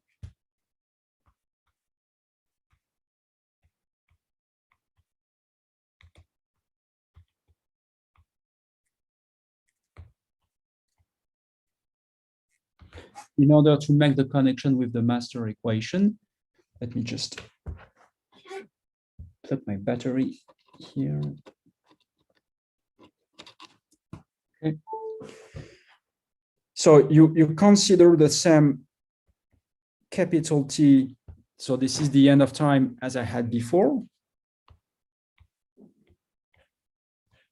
And then you define for T between 0 and capital T, you define ut mu, which is, so this is not the same u as before. You have to pay attention that this is not the same. So this is a bit different, but you will see the connection next. Then what you do is that here you say that this is P capital T minus T of your boundary V at mu. So I'm sorry, it seems to be a bit complicated at first sight, but this is just a way to see the action of the semigroup onto a test function V. So this is my test function capital V here. And so I see the action as time evolves.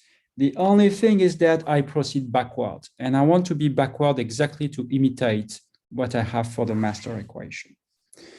Now, in fact, you can observe that if you compute PT of ut dot, it's going to be PT circle PT minus T of V.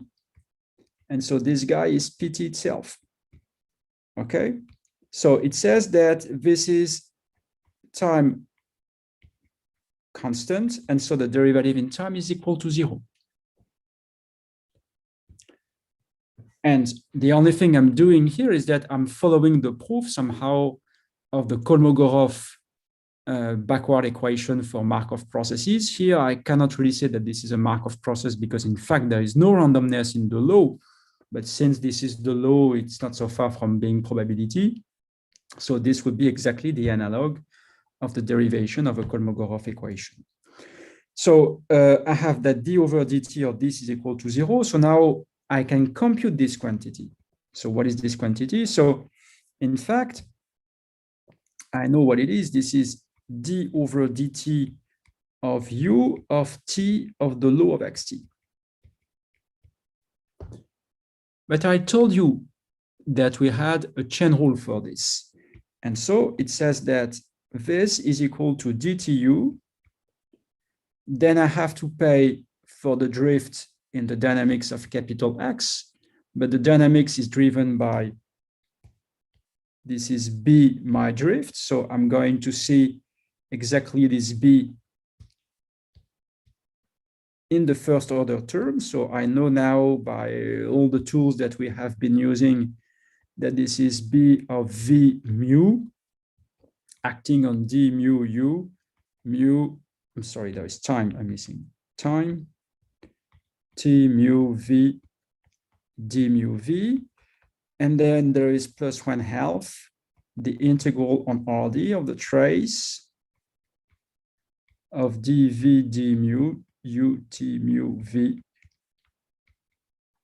d mu V is equal to 0. I'm sorry, not equal to 0. Yeah, it is equal to 0 because then what I say is that this computation is that mu is equal to the law of xt. Right, and so I have a PDE for my semigroup. This is a kind of Kolmogorov PDE, and what I get here is a kind of master equation for the semigroup. So this is somehow a linear master equation, and what I had before was completely nonlinear. Not completely, but this was partially nonlinear because of the presence of the optimization layer. Here, there is no optimization. I'm just transporting dynamics on the space, or I'm just transporting a measure on the space of probability measure by the dynamics given by the Makin-Vlasov equation. And so I get a linear equation. This is a transport equation on the space of probability measures. So this is the transport equation on the space of probability measures. Okay, what is the question now? The question is to say, well, here there is no big result, but there is a PDE. And for this PDE, I could wonder whether there is or not a classical solution. So this would be the analog of things that you can do in dimension, infinite dimension for transport. You want to prove that the solution to the transport equation has, a classical solution. So here you could do the same. So let me call this equation star. And so two, existence of classical, or let me just say classical solution to star. This is not the master equation for mean field games, but this is one step, or this is one step or one stage on the road towards this master equation. And so I have to say that this question was addressed in a very nice manner by in a paper by Bogdan, Lee, Peng, and Reiner, which was published a few years ago in the Annals of Probability. So I really recommend this paper. This is really nice. Bogdan, Lee, Peng, and Reiner. So I think this is AOP, I think this is 2017. And so somehow what you want to prove is that if the boundary condition V, so the boundary, why do I say, by the way, that this is the boundary condition? Maybe this is one question that you could have in mind. In fact, here UT capital mu is equal to V mu, and it suffices to see that, to choose here small t as being capital T, P0 is obviously the identity, and then you get exactly capital V as a boundary condition. Okay. So the statement, I don't want to make it too precise, as otherwise you will have too many assumptions and you will completely lose the spirit. I think that this is better to understand the whole spirit, and then if you want to have a precise statement, then please have a look at the papers. This is much easier, as otherwise I will spend hours for writing assumptions. So the kind of statement that you can have. So this is not a rigorous statement, so I put this in quotes. This is to say that if B and V are smooth, so including the measure argument, then U is a classical solution.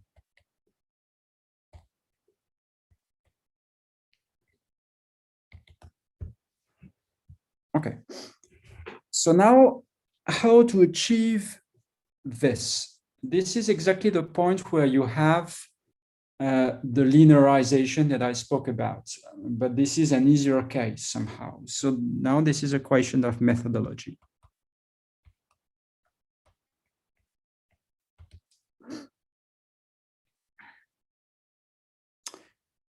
Well, what do you want to do? You want to prove that there are derivatives for capital U. So you want to make a perturbation and to prove that you can linearize capital U if you make a perturbation of the initial condition. So prove that UT can be linearized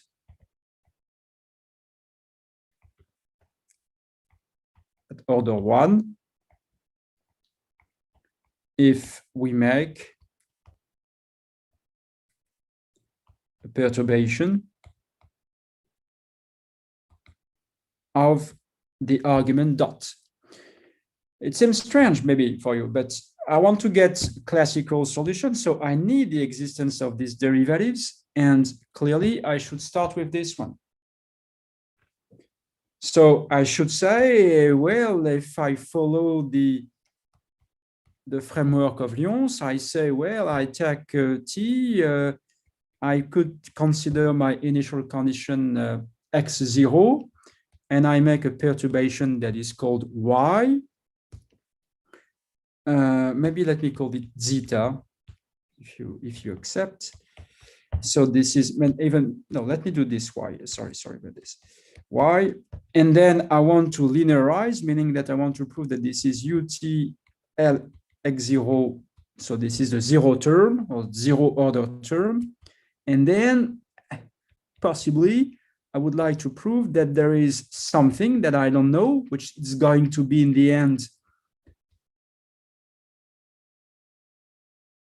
the derivative of u at time t at the low x0 applied at x0, but I don't know it because I don't know yet that u is differentiable. This is what I want to prove. Acting on y plus a small remainder y2. So when I say that you want to make a perturbation and you want to linearize, this is what it means. I want to make a perturbation of the initial condition, and I want to prove that I can linearize accordingly the function u. So, okay.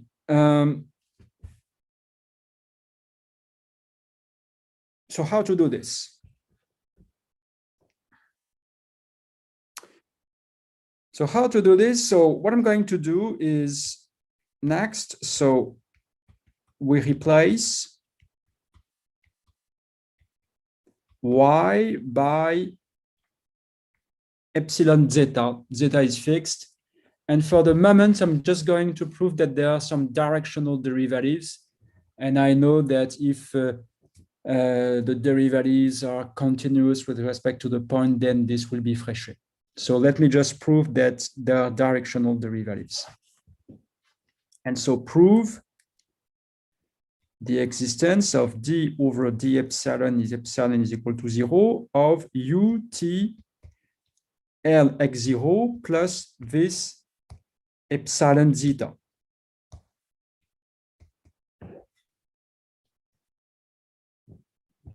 Okay.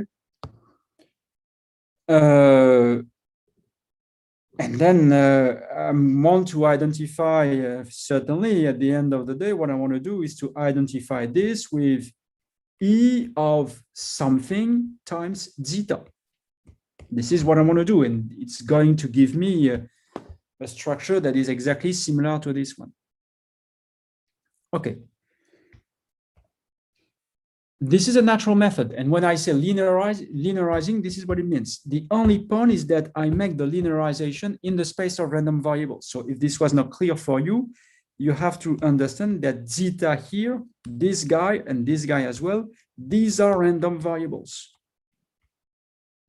So these are random variables in L2, right? So the linearization argument is in L2. This is what you have to understand right now. So formally, this is d over d epsilon. Epsilon is equal to 0, but I know what is u. U is v, and here I'm starting from time t, so it's going to be the law of xt. When, let me put this, an epsilon here, with, I'm sorry, I did a mistake. This is minus t, where, or with dxs epsilon being b of xs epsilon, the law of xs epsilon ds, dbs, and x0 epsilon is exactly x0 plus epsilon zeta. Okay. So now what I'm going to say is, yeah, okay, maybe it makes sense to do this computation. And this is exactly as if I wanted to compute the derivative with respect to the solution to a transport or to an ordinary differential equation. I would take the derivative with respect to the initial point, but the initial point would be in RD. Now the initial point is a random variable. So formally, I get formally here. So this is a bit formal, this one. I get that this should be E of d mu v. So this derivative, d mu v of the law of xt minus t epsilon acting on, I'm sorry, epsilon is equal to 0. So this is 0. So here there is a 0. Acting at the point xt minus 0 inner product, I'm sorry, I did a mistake. And so I need to see, and this is the subtle point, I need to see when I take the derivative of this guy with respect to epsilon, how much is the variation of this in L2. So formally, this is d over d epsilon, epsilon is equal to 0 of xt minus t epsilon. So this is the formula that I get by chain rule. So now the question is, does this object exist? Right, so this is the first question that you should wonder. Just to simplify, most of the time, I'm going to forget the 0 next when epsilon is equal to 0. And so what you say is that, well, okay, formally, once again, and then I should prove that this makes sense, I should take a derivative. So let me call this system star star. I'm going to take a derivative with respect to epsilon in this equation star star. So to solve or to find star, which is exactly this one, we take derivative with respect to epsilon in star star. So you really linearize the flow or the characteristic. And this is exactly what I told you for the MFG, but here this is a simpler setting. So what we get is that d epsilon, so maybe I'm going to write this derivative. No, let me write this. So so here this is a ds. So this is really an increment in time. And now I have d over d epsilon. Epsilon is equal to 0 of excess epsilon. So I'm just linearizing the equation in star star. So you start with this term. So I linearize by saying that I take dxb excess epsilon, the law of excess epsilon ds, and then I have the other one. I have the other one, and this other one here, so I have to linearize with respect to this term. So here this is a bit subtle. So to explain to you, I will get an expectation, but since the left-hand side now is random, I have to make the expectation on another space, and I call this other space omega hat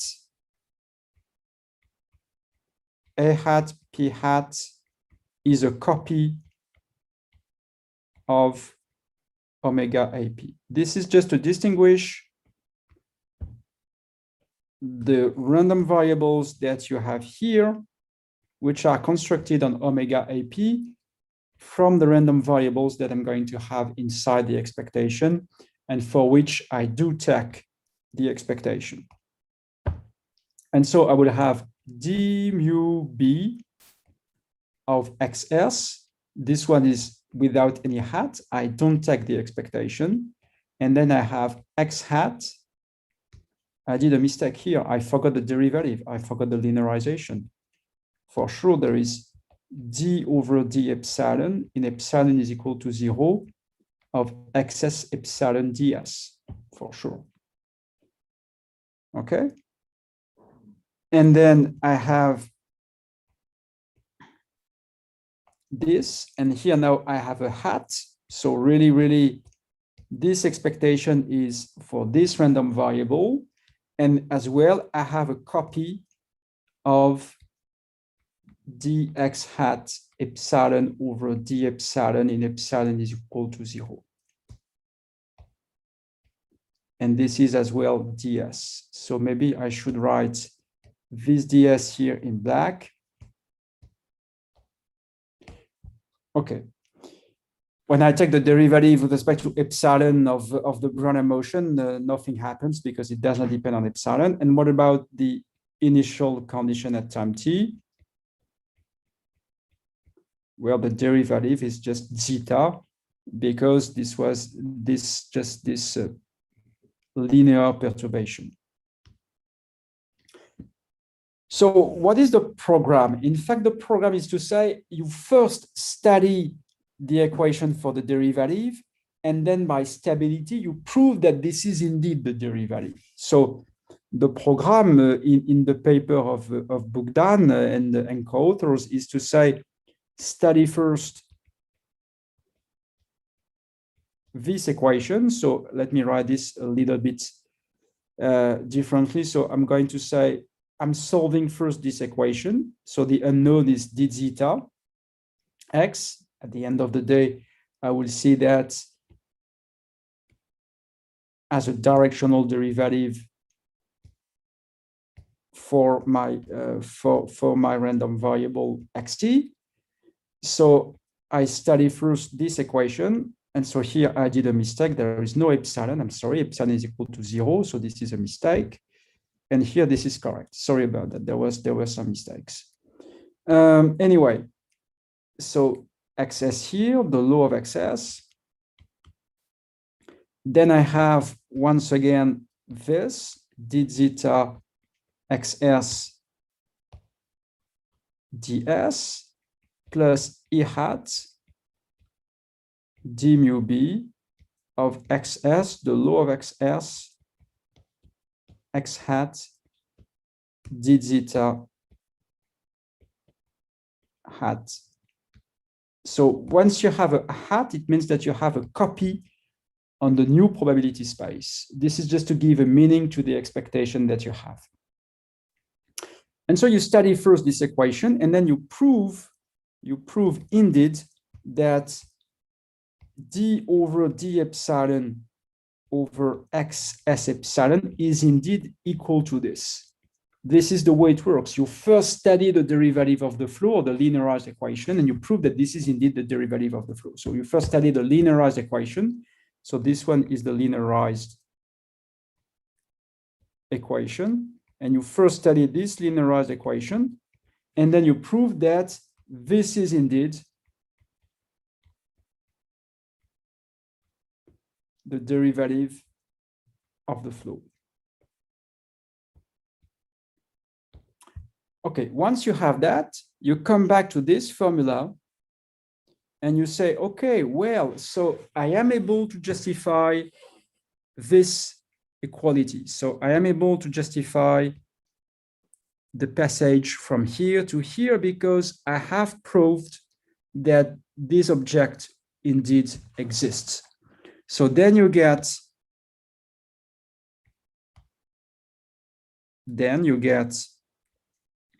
that d over d epsilon is equal to 0 of e of what? Of, I'm sorry, this is ut, the law of, this was x0 epsilon. You prove that indeed this is, now this is e of d mu v, the law of xt minus t, I think, xt minus t, and this is d zeta xt minus t. So you prove that you have this formula, because now you know that all the terms in the right-hand side do exist. And then there is a bit of work. So here, I'm not going to explain this to you. You have to work a little bit at the end of the day to prove that you can really trace the way that it depends on x0. So you have to work to prove that at the end of the day, you can write this as a function. So a function that depends only on x0 acting on the original distribution, the original perturbation zeta. So what you have to do is to pass this zeta here onto here to say that this guy will be indeed d mu t, the law of x0, x0. So here, I don't have time to explain this to you. This is a bit of algebra, a bit subtle, to prove that indeed this zeta here, you can pass it as being part of the inner product acting on the derivative d mu u. So this is the way that you do, you prove that you have a first order derivative for the semigroup of your Mach inverse of equation. So this is to show the existence of the derivative that is in yellow. And then you have to do the same for the second order derivative, and then you have the PDE basically. I'm not going to do that for the second order derivative, but this would be the proof. So then do the same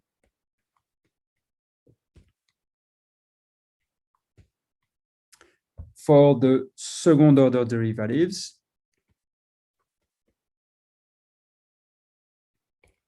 And get the PDE.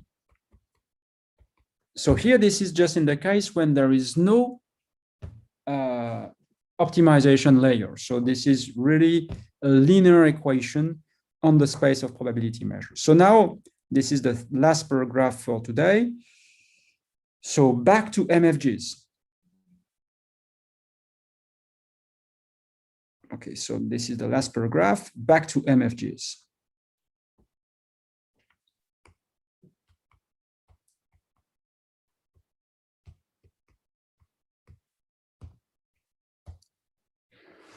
Okay, so in mean-field games, we have the same equation somehow for X, but part of the difficulty is that we don't know. We don't know what is the smoothness of the drift because this is part of the unknown. So we have the same equation.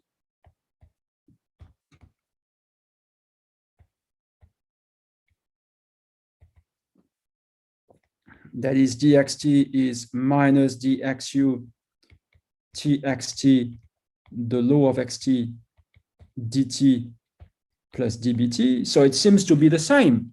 But now this is much more difficult because you don't know this guy. This is the one you are tracking. So you don't know yet how smooth this is. So you cannot implement the argument of Bogdan because in Bogdan, you see that you compute these derivatives somehow. And now you don't know how to do this because you don't know what is the smoothness of this. So that's the main difficulty now if you want to generalize. Okay, so how to do this? So in fact, there are several ways. So either you come back to the MFG system or you decide to push further the probabilistic approach. And so this is what I'm going to speak about for the next 10 minutes. So you go back to the probabilistic approach. And if you remember well what I told you yesterday, I told you, let us put ZT as being dxu t of xt, the law of xt. This was the optimal feedback. And I told you ut is going to be the cost. So I'm following the cost. So this was really utxt, the law of xt. You can write this in terms of the HAB equation. This is u0, the law of x0, if you initialize from 0, t of xt. I'm following the cost. And so this is just a bit different notations, but this is exactly the same spirit and the same object as what I explained yesterday. So you have that dxt with these notations. This is minus zt dt plus dbt. And if you remember well what we talked about yesterday, and I had this question about the backward formulation, this was minus f of xt, the law of xt, plus 1/2 zt squared dt plus zt dbt. And then I had this boundary condition g xt, the law of xt. Okay. And now what you are going to do is to make a perturbation exactly in the same way as in Bookdan of the initial boundary condition of this forward-backward system. So assume that, let's say that the initial time is at t is equal to 0. Then once again, you consider xt epsilon, which is, or maybe let's say xt yt zt epsilon, which is the same as above.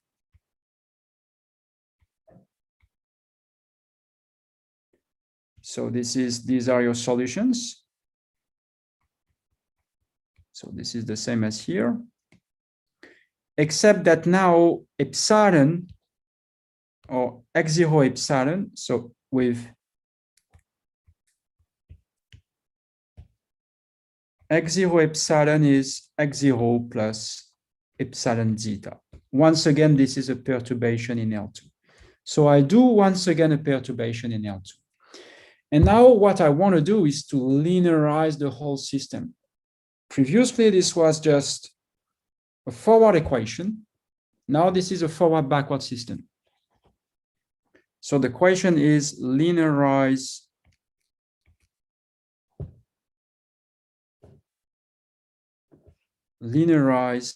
and so compute d over d epsilon in epsilon is equal to 0 of x epsilon t, y epsilon t, z epsilon t.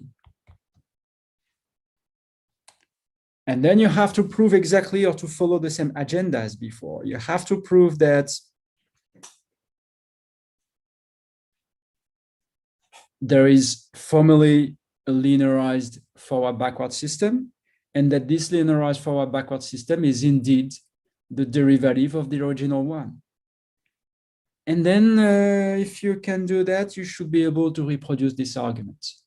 But you see that now the forward-backward structure, because of the forward-backward structure, this is a bit more difficult. Okay. So then, and prove. So to do so, same agenda. Okay, solve the linearized system.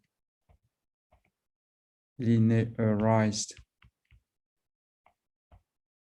system. And prove that the solution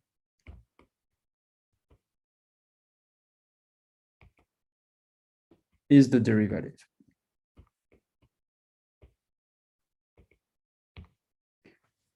Okay.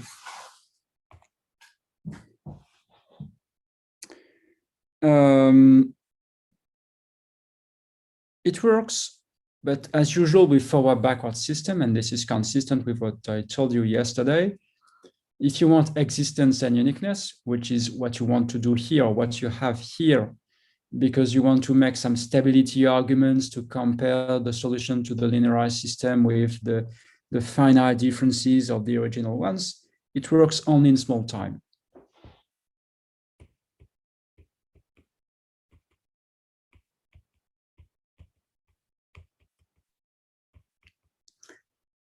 And there is a reason why, because so far I have not used monotonicity except for defining the equilibria or uniqueness, or for having uniqueness of the equilibria.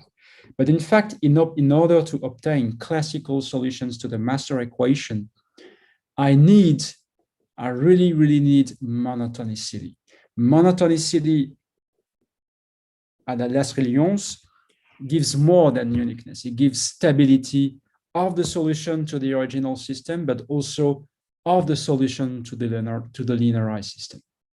And so the way it works basically is that once you can do that in small time, you have to extend to arbitrary times or arbitrary lengths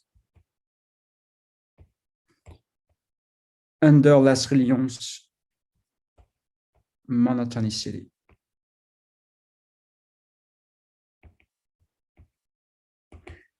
And for sure, when I say that this works in small time, here I require my coefficients f and g to be smooth. This is the same as before. I need the coefficients to be as smooth as needed. So basically, they need twice derivative or two derivatives in the measure arguments with bounds on those derivatives.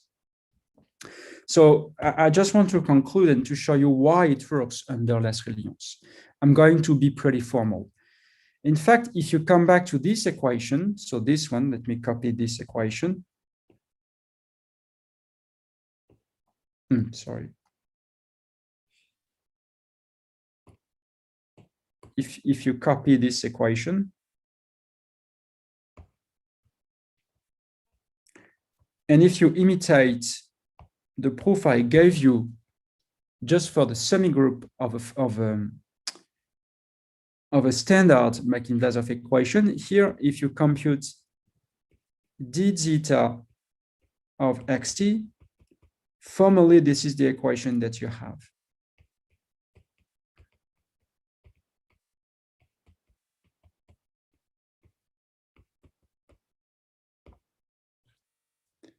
And then minus e hat. I'm sorry for the e hat. This is needed. This is part of the difficulty.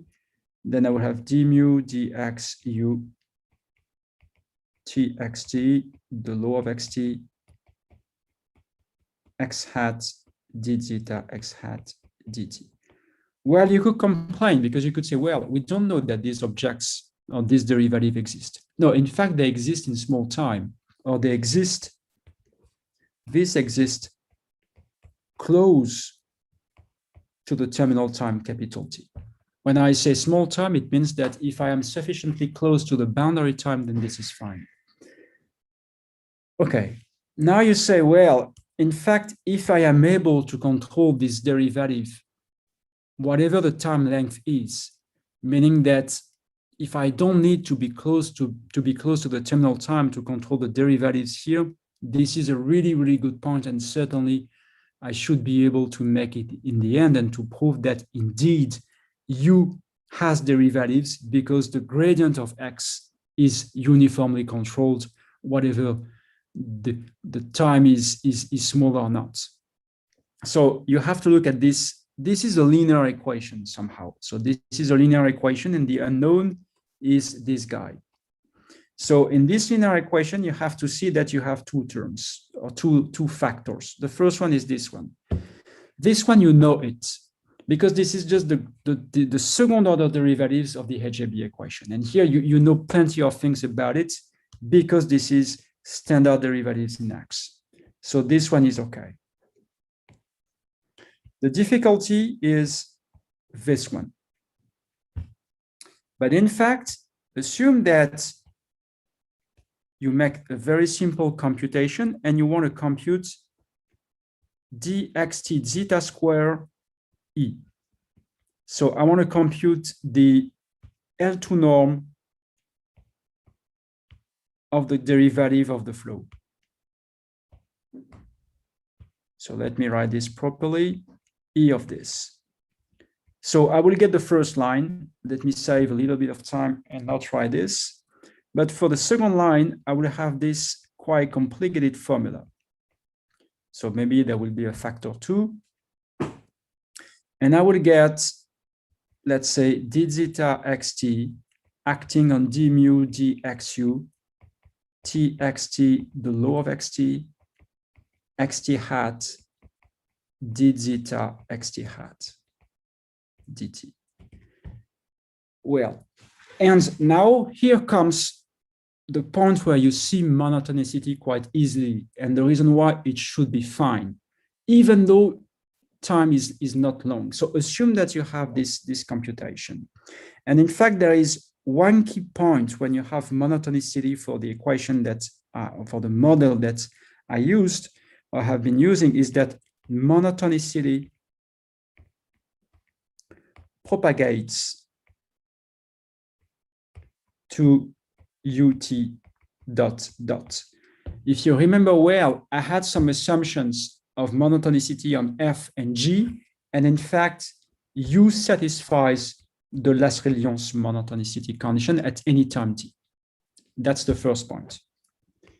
And the second one is that monotonicity gives me a bound, because when I have monotonicity, I can make, or I can take a differential version of monotonicity, so I can expand the monotonicity along a small perturbation, and infinitesimally, or so if I expand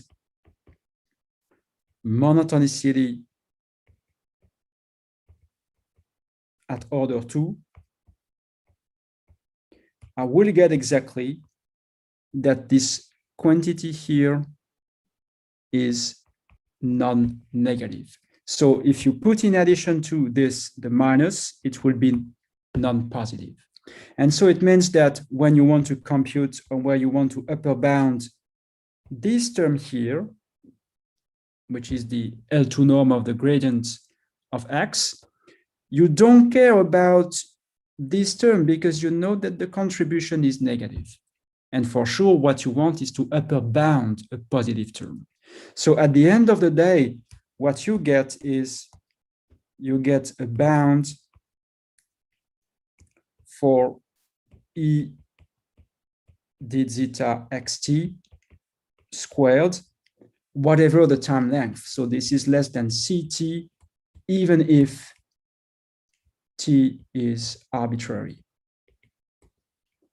Okay, this is not the end of the proof, but it tells you that once you have a bound for the derivative of the flow, certainly this is a very good point. It tells you that you should be able to repeat the construction that you have in small time and to repeat that on small pieces of time again and again and again and again. And this is the way it works. This is not the only proof. There is another argument, but this is one possible proof to say that once you have done things in small time, you extend, you repeat by using monotonicity because it gives you an a priori bound on the gradient of the flow. So this will be the end of my talk today. So I have not covered the whole topic, but certainly this was expectable. But I think I did a lot in the sense that I explained to you how to get the master equation and how to get intuitively the existence of classical solution. I know I am not able to make a complete proof in just in a talk. If you go to the slides, you have typed down the same argument by using the MFG system. This is more or less the same. You have to linearize. So there is a price to pay at some point, and you have to use monotonicity at some point. Now, back to the question I had, the question of Mohammed. I think that, so there are several things about Laplace. So P Laplace, if this is P Laplace, in the sense that I understand it, I think that there were some works by Diogo Gomez, I think, where he has some games with a P Laplace operator in the dynamics. So this is one first thing. And if now this is Laplace in the sense of fractional Laplace, but this is not the way I understood the question, then there are also some works by a woman in Italy, from Italy, Cesaroni. She did also some methods for games with, now this is fractional Laplace. But for P Laplace, I have to check again, but I think that Diogo Gomez, so from Caines in Saudi Arabia, did things about this. I checked quite quickly on Google during the break, and I think that this is fine. And for fractional Laplace, there is this woman from Italy, Cesaroni. She did things with fractional Laplace.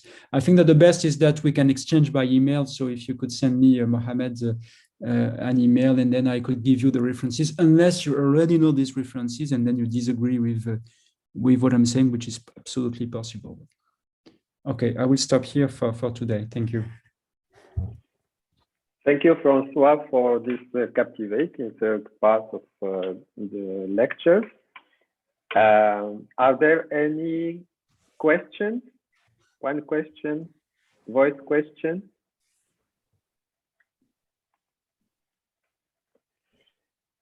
If not, we thank you again, Francois. I think there will be left a lot of questions left for the last lecture because we are taking so much time, too much of your time for 3 hours lecture. So tomorrow I can stop a little earlier if you want, so that you have more time to ask questions. So I will do that. That will be perfect. Thank you again. Thank you very warmly, and see you all